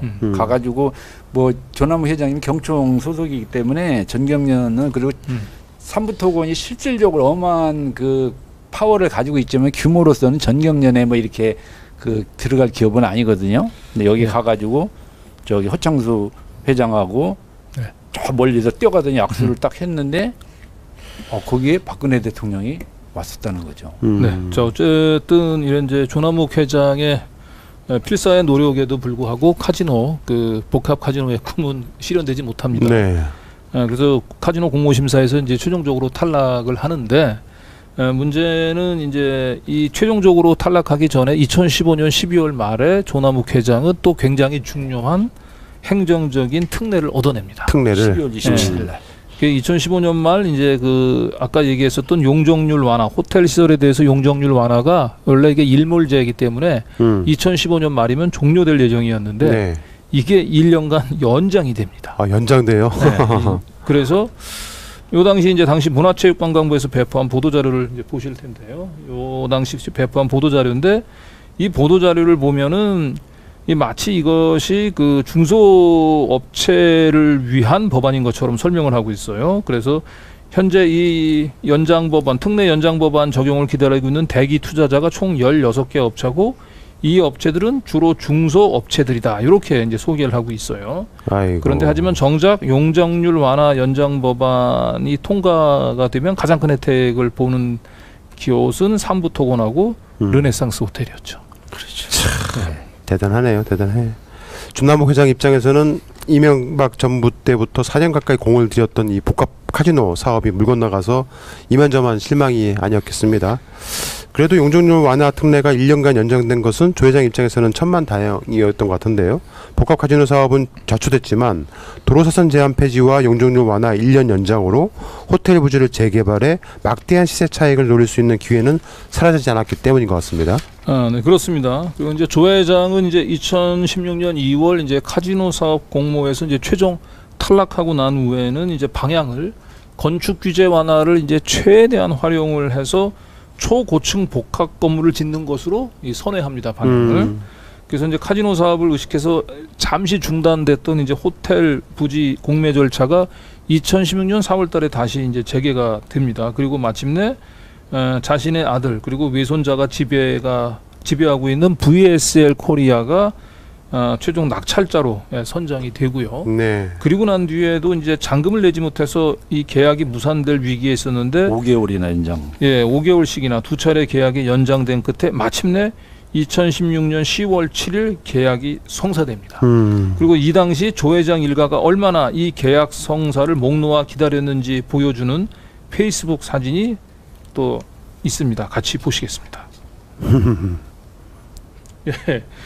요 사진은 이제 그 삼부토건 조남욱 회장의 조카였던 조창현 씨가 있다 그러죠. 이 조창현 씨가 아니에요. 조창현 아주 가까운 조창현 씨와 아주 가까운 캐나다 출신 변호사가 이제 10월 7일 날 연예인 신랑 되는데 이제 사진인데 셀카로 찍은 사진이죠. 뒤에가 이제 그 르네상스 호텔이거든요. 저게 찍은 위치가 아까 그 GS 타워예요. GS 타워 찍었군요. 그 허씨 일가의 그 이제 지금 3, 4세들이 다 그 GS 타워에 있거든요. 아마 거기 사무실에 가서 마지막 날 잔금 치른 완결 시킨 날 저기서 모여가지고 르네상스 호텔을 등지면서 기념 촬영을 한 걸로. 저거 말고 사진 2장이나 올렸었거든요. 근데 지금 제가 저기다 댓글 달았더니 다 삭제했어요. 네, 요거는 이제 페이스북 사진이고요. 똑같은 사진이 이제 인스타그램에도 올라왔는데 인스타그램 한번 좀 보여주시겠습니까?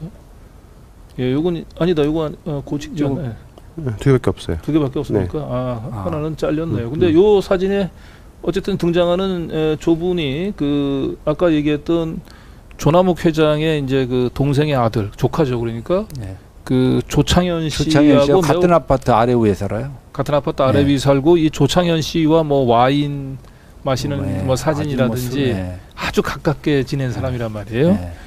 그래서 결국은 이들은 이 10월 7일 날 드디어 이 르네상스 호텔 부지를 헐값에 한 3조나 4조쯤 되는 값을 6,900억에 그리고 앞으로 이게 개발이 되면 10조 원이 이상이 넘어가는 건물이 될 거라고 하는 이 대박 신화의 꿈을 드디어 이제 그 팡파레를 울리는 그날을 기념을 했던 거죠. 저분이 그러니까 이제 주가 아니고 캐나다 출신이고 이러다 보니까 이제 자신의 거기다 올리면은 뭐 남들이 이제 뭐 볼 사람도 별로 없잖아요. 그러다 보니까 주인 사람들은 안 올리고 그렇지. 어정쩡한 사람이 올렸다가 저게 낚인 겁니다. 네. 복합 카지노 꿈은 실현되지 못했지만 조남욱 회장 일가와 그 주변 사람들은 수조 원대의 르네상스 부지를 6,900원에 인수를 해서 무려 10조 원대 건물로 재개발하는 시나리오를 알고 있었던 걸로 보입니다. 참으로 대단한 그들만의 리그인 것 같아요. 네, 그 이들의 이제 그 대박 신화가 이제 차츰 무르익어가면서 이제 조남욱 회장 일가의 기대가 얼마나 컸는지를 보여주는 이제 페이스북 사진이 한 장 더 있습니다. 여기서 아까 얘기했었던 조남욱 회장의 조카 조창현 씨가 2016년 6월에 올린 페이스북 사진을 보겠습니다. 이 사진을 보면 이제 조창현 씨, 저 안경을 끼고 환하게 웃는 모습을 저 조창현 씨입니다. 공매하고 계약을 이제 20일 영업 20일에 해야 되는데 그거 이제 지났어요. 그러니까 안도를 그때 이제 그 계약금이 없다는 그런 정보를 제가 접수했었거든요. 근데 이제 안도를 하면서 저기다 사진을 올리니까 그 밑에 뭐라고 하셨죠? 한번 읽어보세요. 그 밑에 이제 허재웅이라고 하는 사람이 올린 거를 보는데 조서방 일이 계획대로 잘 진행되어서 기분이 좋아 보이는군. 계속 이대로 쭉 이렇게 얘기했는데 저 허재웅이라는 사람이 누군지. 허재웅이 씨는 그 대원강업 그러니까 그 조창현 씨의 그 장인어른이 대원강업 회장 허재철 씨거든요. 그 허재철 씨의 그 동생 재웅. 그 직동생은 아닌 것 같아요. 저 삼촌이라고 저 뒤에 보면 나오는데 오촌 같아요. 그러니까 저 사진을 올리고 저분의 제가 페이스북을 계속 왔는데 저분은 페이스북이 저거 하나밖에 없어요. 그러니까 저걸 위해서 페이스북을 만들고 저걸 뭐 통화로 하면 남을까봐 저걸로 해서 축하를 보내는 게 아닌가 딱 이런 생각이 들어요. 저 방금 전에 보여드리려고 했었던 인스타그램 사진 있다는데 한번 그것도 한번 보겠습니다. 여기도 올렸잖아요. 그러니까 요게 10월 7일 이제 계약이 성사된 그 날짜가 딱 맞는다는 거죠. 날짜가. 그 밑에 이제 댓글이 중요하죠. 그 밑에 맨 아래 그건 제가 쓴 겁니다, 저건. 아, 그런가요? 예. 김수근의 사라지는 작품. 그러고 나서 저분이 저거 사진을 다 삭제했어요, 양쪽에. 그러니까 어쨌든 10월 7일 날 르네상스 호텔 부지를 조남욱 회장 일가가 소나기에 쥐는 날 르네상스 호텔을 바라다 보이는 GS 타워에서 축하 파티를 하고 그 중에 이 세상 물정을 잘 모르는 캐나다 교포가 내가 기념사진으로 한 장 하나 찍을게라고 하면서 올린 페이스북과 거죠. 인스타그램에 네. 사진을 올렸던 거죠. 상당히 흥분된 날이었던 것 같아요. 네. 저들 사이에서는. 자, 그리고 아까 사진 그 뒤에 댓글, 예, 그거 뒷장에 거기 댓글 다른 거요. 요거- 고대용 씨, 요 뒤에 댓글 단 건 없고요. 댓글이 뒤에 막 굉장히 많이 달렸어요. 네, 네. 아무튼 그러니까 뭐 여러 사람이 달았는데 뭐 쭉 잘돼 짜오 뭐 킹 뭐 이렇게 달았는데 그 사람들이 지금 저걸 했다는 걸 다 알고 있는 사람이 엄청 많다는 거예요. 그리고 저기에 보면은 이제 좋아요를 누른 거에 이승택님의 네. 47명 이승택 씨 또 네. 등장하죠. 예. 예. 이승택 씨도 저기다 또 좋아요를 저렇게 탁 눌러줬잖아요. 예, 그러니까 4월달에 2016년 4월달에 이제 VSL이 네. 드디어 이제 낙찰자로 선정이 돼서 이제 잔금을 납부해야 되는데 잔금을 납부하지 못해서 고민하고 있었는데 그걸 채권단이 용인해 줬어요. 네. 그러니까 그- 얼마나 안도의 네. 한숨을 내셨겠어요. 그러니까 저렇게 환한 웃음을 네. 짓고 본인이 저 당시에 이제 그 조창현 씨가 이 라마다 르네상스 호텔 재개발 시행을 대리하는 회사의 고문이었단 그렇죠. 말이죠.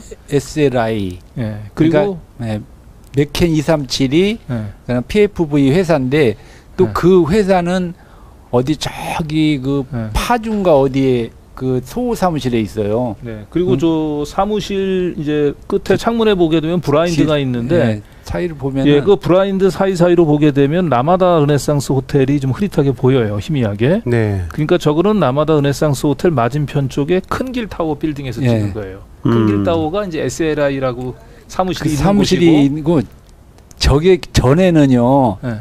양재택 변호사가 저 사무실에 있었어요. 맞습니다. 양재택 변호사 나가고 나서 저 사무실이 들어온 양재택 거예요. 변호사가 저 사무실 5층에 있었죠. 예, 5층에 저기서 딱 창문 보면은 딱 보이는- 6층이 보여요. 예. 6층이 이제 조남욱 회장 집무실하고 예. 그 비서실. 거기 아마도 이제 김건희 그쪽에 씨. 쳐다보면서 네, 망구석으로 줄리를 보면서. 그러지 않았나 네. 네. 그러니까 어쨌든 아이고. 저들끼리는 자기들만이 알 수 있는 은어처럼 네. 전날의 그 행복을 크크크라고 예, 했잖아요. 자기들끼리 즐기고 네. 있었던 거죠. 예. 네. 조남욱 회장의 외손자인 이승택 씨가 페이스북에 사선 제한 규제 폐지에 환호하는 글을 올리고 또 조카 조창현 씨가 르네상스 호텔 부지가 헐값에 자신들 가족 품 안으로 넘어오면서 환한 미소를 짓는 사진이 참으로 많은 걸 생각하게 합니다. 아마도 조 회장 일가는 자신들의 계획을 아는 사람이 아무도 없을 것이라고 생각했던 것 같은데 이들의 이 모든 사기극을 내다보는 한 사람이 있었던 거죠? 네, 그렇습니다. 그 조남욱 회장 일가가 약 한 6,900억 원으로 호텔 부지를 사서 10조 원대가 넘는 이제 빌딩의 새 주인이 되는데 이제 혁혁한 공을 세운 이 방금 봤던 이 조창현 씨에게 이동욱 선생님이 이제 2018년도에 카톡 문자를 보내는데요. 이 카톡 문자를 받은 조창현 씨가 어떤 반응을 보였는지를 한번 같이 보시겠습니다. 이 카톡 문자에 보면은 이제 좌측에 보면 조창현 씨 호텔권에 6,200억, 6,900억인데 6,200억이 네. 들어갔네. 6,200억을 사기쳤어. 네, 제가 저- 오타를 냈습니다. 좀 오탈 많이 있네요. 내가 당신들에게 허위를 한다면, 내가 당신에게 허위 사실로 뭐 협박을 한다고 생각한다면, 그렇죠? 네. 즉각 검찰에 고발하면 된다. 난 그걸 바라고 있다. 당신들이 안 하면 내가 한다라고 하니까 조창현 씨가 하세요. 공매를 어떻게 사기쳐요? 완전 오해십니다. 이렇게 하니까 네. 다시 또 이제 쭉 받아치시죠. 그래서 맨 끝에 노란한 저 이제 오른쪽 편에 보면 마지막에 사람 허접하게 보는 것 같은데 실수하는 겁니다라고 하니까 제가 좀 이제 강한 멘트, 강하게 강한 멘트하는데요? 멘트는 아니고요. 그냥 그러니까 이제 조창현 씨가 이제 제가 아는 한도에서는 오노 쪽 특히 이 공매로 이익을 보는 사람이나 작업을 한다든지 했던 사람은 없다 이거야. 오노 쪽에서 작업을 했던 사람은 없다. 그리고 공매된 날 제사 때 큰아버지랑 큰아버지는 여기서 조남욱 조회장. 회장을 네. 얘기하는 거죠. 형님은 이제 조시현 예. 씨를 얘기하는 형님들이 서로 누가 공매로 샀냐 등 얘기하던 걸 기억납니다. 그러니까 우리 조남욱 회장 일가는 저 호텔 부지를 인수한 사람하고는 아무런 관련이 상관도 없고 누가 없고, 샀는지 예. 서로 정보를 교환했다 이제 이런 취지의 자기는 뭐 지금 힘들어 있다고 그러잖아요. 저희 집안도 큰 집도 다들 많이 힘들어졌고 자신만만은 제가 이제 니들 그렇게 자신만만하게 하다가는 나한테 걸린다 이런 말을 이제 했더니 자 우리 자신만만하지 않다. 우리도 힘들다 지금 이 말을 한 겁니다. 제가. 힘들었는데 수수료를 꽤 많이 받았던데. 어유 수수료 아니 그건 그거고요. 받을 네. 수 있는 거죠. 수수료를 얼마큼 받았죠? 예, 한 460억 정도. 힘들었는데 네. 힘들었는데 460억 받았어요. 네. 재무제표상은 460억 정도 되는데 이제 그 투자한 금액이 여기 명확하게 나오는 거예요. 250억. 그리고 그거 이제 말씀해 보세요. 그러니까 이제 이 조창현 씨가 이 르네상스 호텔 부지가 이제 성공적으로 이제 매각이 재개발이 끝나고 난 뒤에 지금 약 한 300억에서 한 400억 정도 수수료를 받은 것으로 추정이 돼요. 그리고 그 직후에 동남아 우버 사업에 이제 그 진출했던 이 그랩이라고 하는 회사가 있는데, 이 그랩이라고 하는 펀드죠. 예, 그랩이라고 하는 펀드에 250억 원을 투자를 합니다. 조창현 씨가.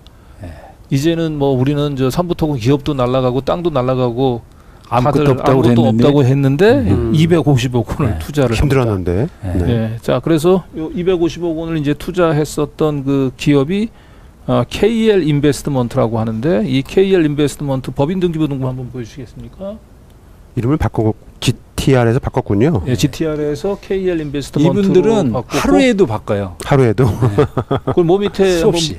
보여주시면 사내이사 이름에 조창현이라고 있을 거예요. 좀 더 내려가시면 사내이사 조창현으로 되어 있죠. 예. 네. 감사 조민혁 둘밖에 없어요. 네, 저 KL 인베스트가 250억을 투자했던 기사가 있습니다. 예, 더벨 기사, 2019년 5월달에 난 기사. 신행 KL PE, 아까 지금 방금 전에 봤던 KL 인베스트입니다. 이 KLP가 그랩이라고 하는 게 저게 이제 동남아의 우버 사업 같은 거예요. 네. 그걸 하는 그 회사 지분에 250억 원을 투자했고, 저 당시 SK 그다음에 SK가 또 들어가죠. 그다음에 네이버, 현대자동차. 아이고 SK. 그러니까 대기업들과 함께 조창현 씨가 동남아시아 우버 사업에 250억 저게 원을 뭐 SK인지 아니면 거죠. SK 최태원 회장 개인인지 뭐 저 보도 기사 쓴 분이 그냥 이게 쓴 거지. 이게 저기 조창현 씨가 이제 개인으로 KL로 했잖아요. 뭐 SK에서 뭐 페이퍼 컴퍼니 만들어가지고 최태원 회장이 했을 수도 있고 그냥. 그러니까 조남욱 회장의 이제 그 직계 아들인 조성현, 그다음에 조시현, 성현, 이 두 형제는 지금 10조 원도 되는 센터필드 빌딩에, 그걸 잠깐 말씀해. 왜 10조라고 얘기하냐면은 지금 저 센터필드 빌딩이 연금평이 72,000평이에요. 그럼 1억씩 하면은 7조 2천억이에요. 최소한 7조 2천억 원 가는데 저게 실질적으로 요즘 금리나 이런 거 따지면은 10조는 간다고 보는 거예요, 저기. 네. 어쨌든 이 10조가 넘어가는 이 빌딩의 실제 대주주는 제가 볼 때는 이제 조남욱 회장의 두 아들인 것 같고요. 그다음에 그 조창현 씨는 이제 그 조남욱 회장 동생의 아들인데, 네. 동생이 경영권 분쟁을 한번 겪어서 조금 신뢰를 좀 잃었던 것 같아. 그래서 그 조창현 씨는 그래서 조남원 회장의 이제 아들이잖아요. 이제 예. 조창현 씨가. 그래서 조창현 씨가 상당히 많은 사업을 하는데, 일단 저희가 확인한 거로는 이제 수수료를 이 사업을 봐하고 일단 뭐 더 추가적인 돈을 받았는지 모르겠는데 최소한 수수료로 300억에서 400억 정도를 챙겼다. 조창현 씨는 그 삼부토건, 그러니까 삼부토건을 점유하고 있는 아까 말했던 휴림로봇이 이게 조창현 씨 친구의 김남우 회장이 그렇지, 가지고 동부. 있던 거란 말이에요. 그래서 이게 윤관하고 세 명이 경기 초등학교 이게 동창이면서 이것을 가지고 아마도 그러니까 조창현 씨가 삼부토건은 그 대주주로 그 휴림로드를 점유하고 있을 것이다. 가능성도 점유하면서 이제 뭐 조시현 씨는 아마도 이제 나이도 조시현 씨는 저 63년생이거든요. 그러니까 그냥 이 호텔 이거 가지고 저 호텔이 지금 평당 임대료가 16만 원이에요. 그러니까 조남욱 회장의 아들은 이제 호텔을 갖고 그다음에 그 조남욱 회장의 동생의 아들인 이제 조창현 씨는 삼부토건 이제 경영권, 삼부토건 휴림노브들에서 점유하고 있는 것들일 거예요. 네, 르네상스 호텔 부지를 공매로 누가 샀는지 몰라서 제사 때 서로 물어보고 공매 이후 집안이 다들 힘들어졌다고 하면서 조창현 씨는 동남아시아에서만 대기업들과 함께 250억 원을 투자를 합니다.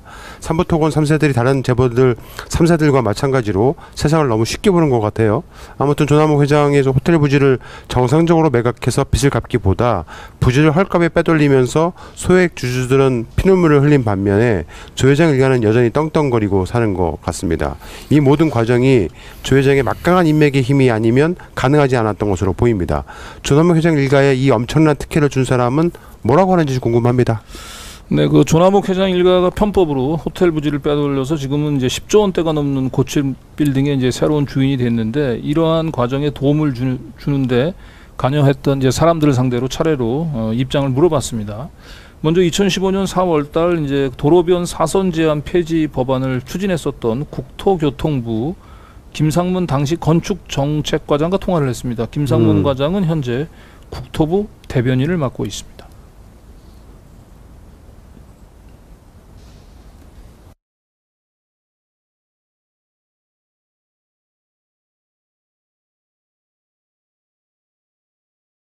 여보세요? 네, 저기 우리 김상문 대변인님 되시죠? 네, 예. 예, 안녕하세요. 저는 열린공감 TV의 강진구 기자라고 합니다. 네, 예. 우리 저 대변인님께서 그냥 과장으로 계시면서 그 도로 그 사선 제한 그 폐지 그 법안 통과됐던 거 아시죠? 그게 꽤 됐죠. 2015년 4월 달인데. 예. 그 정도 같습니다. 예. 근데 이 법안이 도심의 이제 좀 미관이라든지 이제 이런 것들을 고려해서 한 50여 년 이상 이렇게 이제 지속돼 왔던 법안인데, 이 법안을 폐지하게 된 이런 그 당시 배경이 어떻게 되는지 혹시 기억을 하십니까? 뭐 장단점이 있는데요. 네. 그 당시 어떤 경제 활성화 측면도 중요했었고, 방금 말씀하신 쪽에 그 미관 때문에 그렇다고 했는데, 네. 미관 때문에 제도가 도입됐지만 실제로 미관에 오히려 안 좋은 면이 더 많다는 지적이 나왔으니까 제가 지금 기억나는 건 그 두 가지로 기억하는데. 네, 이게 그 국토부 내부에서 먼저 검토가 됐던 건가요? 아무래도 내부적으로 검토해서 국회랑 협의해서 발의됐던 걸로 제가 기억합니다. 네, 이게 그 의원 입법으로 발의가 됐었죠? 그러니까 발의는. 네. 그분이 강석호 의원이든가? 모르겠어요. 네, 어쨌든 그 의원이 야당인지 여당인지도 기억이 안 나는데. 이게 정부에서 국토부에서 내부적으로 논의가 된 거면 굳이 그 정부 입법으로 제출하면 되는데 뭐 의원 입법 형태로 이걸 추진됐을까요? 그게 국토부 차원뿐만 아니고 제가 알기로는 정부 차원에서 논의됐던 걸로 제가 기억을 하고. 범정부 차원에서? 그러니까 뭐 국정 현안 점검행기 비슷한 그런 게 옛날에 이름은 잘 기억이 안 나는데. 네. 어떤 그 협의체가 있었고 정부 차원에. 예. 거기서 아마 확정돼갖고 빨리 하는 게 좋다 해서 그때 국회랑 협의해서 한 거죠. 아니 근데 뭐 그 정부에서 이렇게 내부적으로 논의해서 결정이 된 거면 그냥 정부 입법으로 보통 추진하는 게 원래 법은 국회에서 만드는 게 맞는 거죠. 근데 그러니까 정부에서도 법안을 그렇게 원래 원칙은 법에서 국회랑 같이 협의하는 게 가장 좋은 거고요. 어차피 정부에서 해도 정부에서 마음대로 하는 게 아니고 국회 가서 다 협의를 해야 되지 않습니까? 네. 그러니까 그거는 선택의 문제죠. 국회에서 먼저 요청이 들어왔던 것은 아닌가요, 그러면? 뭐 기억은 안 나지만 건축 분야의 규제 완화는 뭐 지속적으로 요구됐었고요. 그런 요구를 우리가 하자고 했던 것도 아니고 이제 협회에서 협회나 이제 민간 차원에서 이제 그런 문제점을 지적했기 때문에 아마 국회한테도 갔겠죠, 그런 얘기가. 네. 제가 잘 기억은 안 납니다, 그쪽에 대해서. 그 당시에 이 삼부토건의 그 조남욱 그 회장님 통해서 그 뭐 민원이 들어오고 그랬던 기억은 없습니까? 전혀 없는데. 없습니까? 예. 이 사선 제한 폐지로 인해서 가장 큰 수혜를 받은 게 르네상스 그 호텔이라고 호텔 부지였다는 건 아십니까? 모르죠. 몰랐습니까? 예. 그 당시에 르네상스가 이제 그 삼부토건 이제 뭐 법정 관리 준비 들어가면서 그 이제 공매 절차도 그 부지에 대해서 진행 중이고 했었는데 지금 뭐 그런 것 때문에 한 거 절대 아니고요. 네. 그냥 지금도 그거 없어져서 네. 건물들이 이제 맨 앞에 제가 더 이상 뭐 그 당시 제가 했기 때문에 말씀드렸는데요. 근데 그 당시에 다른 시각으로 말씀하신다면은 제가 그 공식적으로 과에서 대답을 해야 되지 이렇게 하는 거는 좀 적절하지. 그 당시 반대 의견 같은 건 없었습니까? 그러면 내부에서? 제가 더 이상 응답을 할 수가 없겠어요. 제가 지금 말씀하신 거 보니까 다른 의도로 좀 질문하신 것 같은데요. 어쨌든 르네상스 호텔의 최대 혜택을 받았다라고 사실은 그 당시는 모르셨다는 거네요. 그러니까 이 사선 제한 폐지로 인해. 그게 어떻게 사실일까요? 그거는 저 기자님께서 얘기하시는 거고요. 그런과 갖고 비교할 수 없죠. 네. 그래요. 제가 더 이상 말씀 못 드릴 것 같습니다. 네, 알겠습니다. 예, 네. 예. 저기 자꾸 미관이라고 저기 말씀하시는데 저렇게 되면 아까 이제 르네상스 홀대 같은 건 지금 36층, 37층이잖아요. 그러면 30층까지 져야 되는 거예요. 그리고 이제 그 대신 그만큼의 용적률은 말하자면 더 넓게 져야 되는 거죠. 집을. 그렇게 해가지고 다른 건물과 비슷하게 해줘야 되는 거지. 저기만 해가지고 높게 올라가면은 완전히 두각이 나타나고. 근데 이게 법안 발의가 국회의원 발의였다면서요? 네네, 그렇죠. 누구죠? 법안 발의는 그 당시 새누리당에 있었던 그 강석호 의원이었고 경북 봉화 울진 뭐 이쪽이 지역구였던 의원인데 지금 방금 들으셨듯이 이제 국토부 당시 이제 김상문 이 건축정책과장 얘기는 국회보다는 좀 정부에서 뭔가 주도적으로 이 법안을 추진한 것처럼 이제 얘기를 하고 그 당시에 이게 뭐 르네상스 호텔의 뭐 혜택을 볼 거다 할 거다 이거는 전혀 자기는 의식하지 못했고 그런 건 기자의 생각이다 이렇게 이제 얘기를 하고 있어요. 그런데 이 법안을 이제 추동했었던 주체가 국회가 아니고 정부라고 하는 이 주장과 관련해서 당시 이 사선 제한 폐지 법안을 발의했었던 강석호 의원의 말은 좀 달랐어요. 그래요? 예, 한번 같이 들어보도록 하겠습니다. 강석호 의원 얘기를.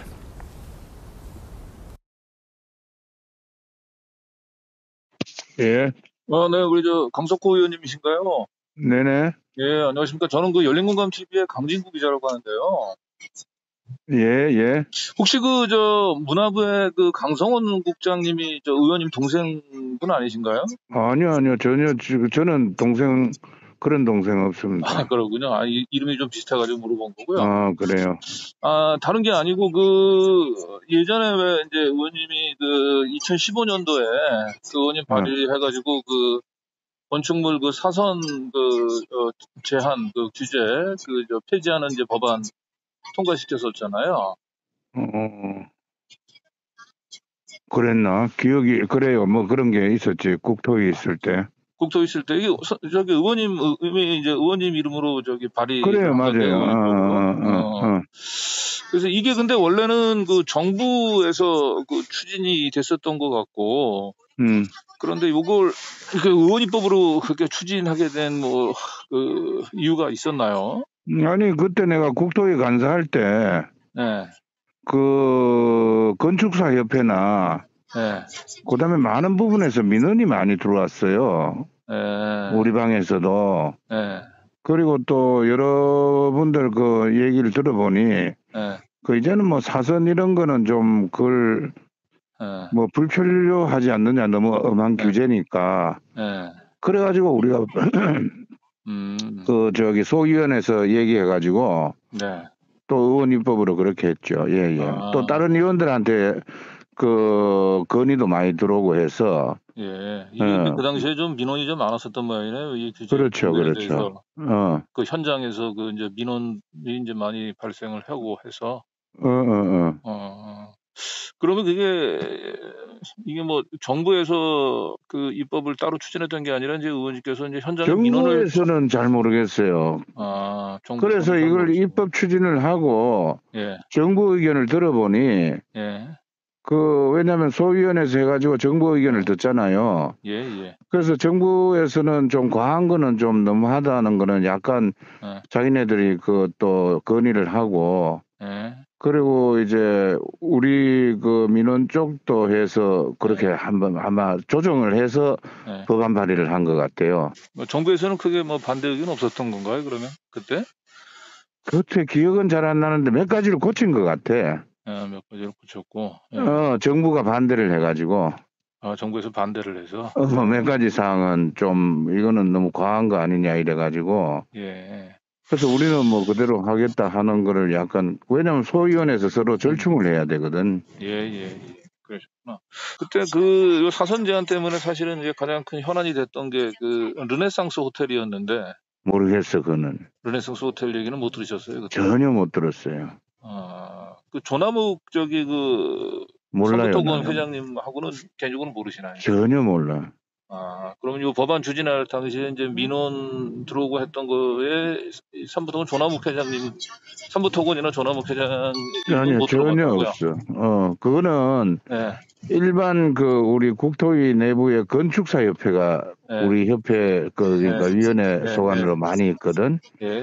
그러니까 건축사협회도 뭐 대여섯 개인가 있어요. 예. 그래서 그쪽에서도 우리한테 민원도 들어왔고, 예. 단체로서부터 뭐 여러 가지가 있었던 것 같아. 그 뭐 개인 뭐 그런 건 난 전혀 몰라요. 그거는. 그렇군요. 예, 그래요. 네, 잘 알겠습니다. 그래. 예.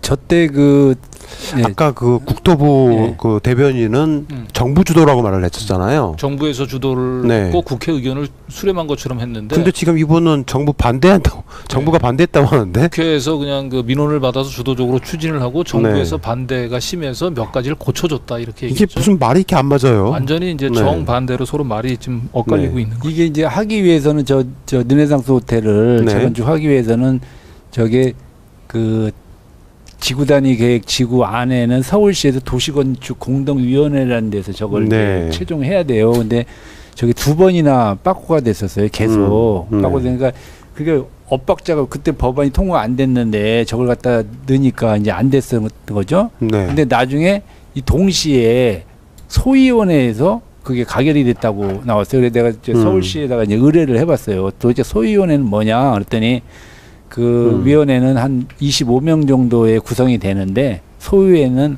한 5명으로 구성이 된다. 그러니까 저거 하고 나와서 소위원회에서 그냥 뭐 처리해 가지고 넘긴 거겠죠. 그래서 소위원회 그럼 위원들이 누구였었냐 그걸 알려내가 그거 공개할 수 없다. 그렇게 나오더라고요. 그러니까 르네상스 호텔 이제 서울시에다가 민원을 넣고 이미 저 법안이 통과될 것을 염두에 두고 이제 밀어붙였던 거죠. 계속 이제 기다리고 있다가 그렇게 된 것 같아요.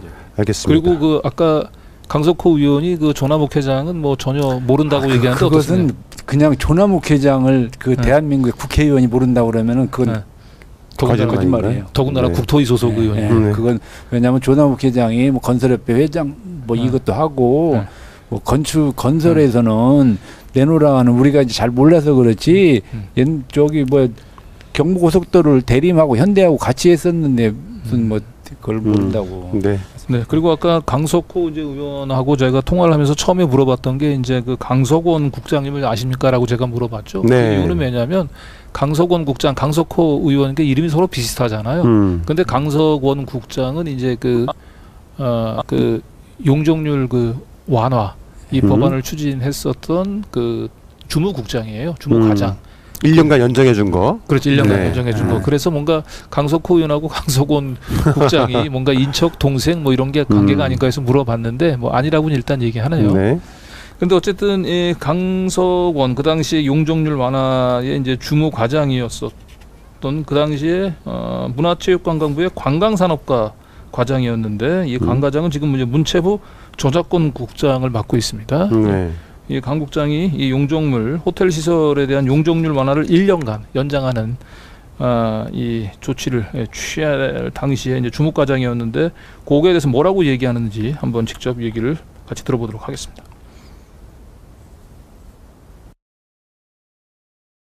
예, 강석원입니다. 네네, 강석원 국장님이시죠? 예.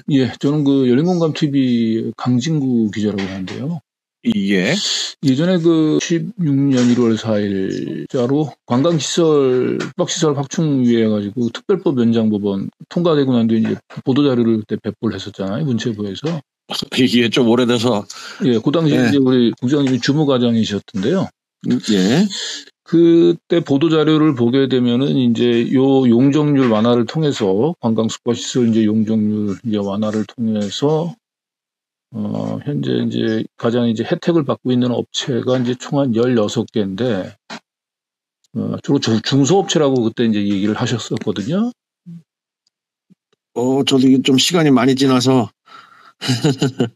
근데 이 특별법 연장법 그때 이게 추진할 당시에 그때 배경은 어떻게 됐었나요? 그때 이 배경?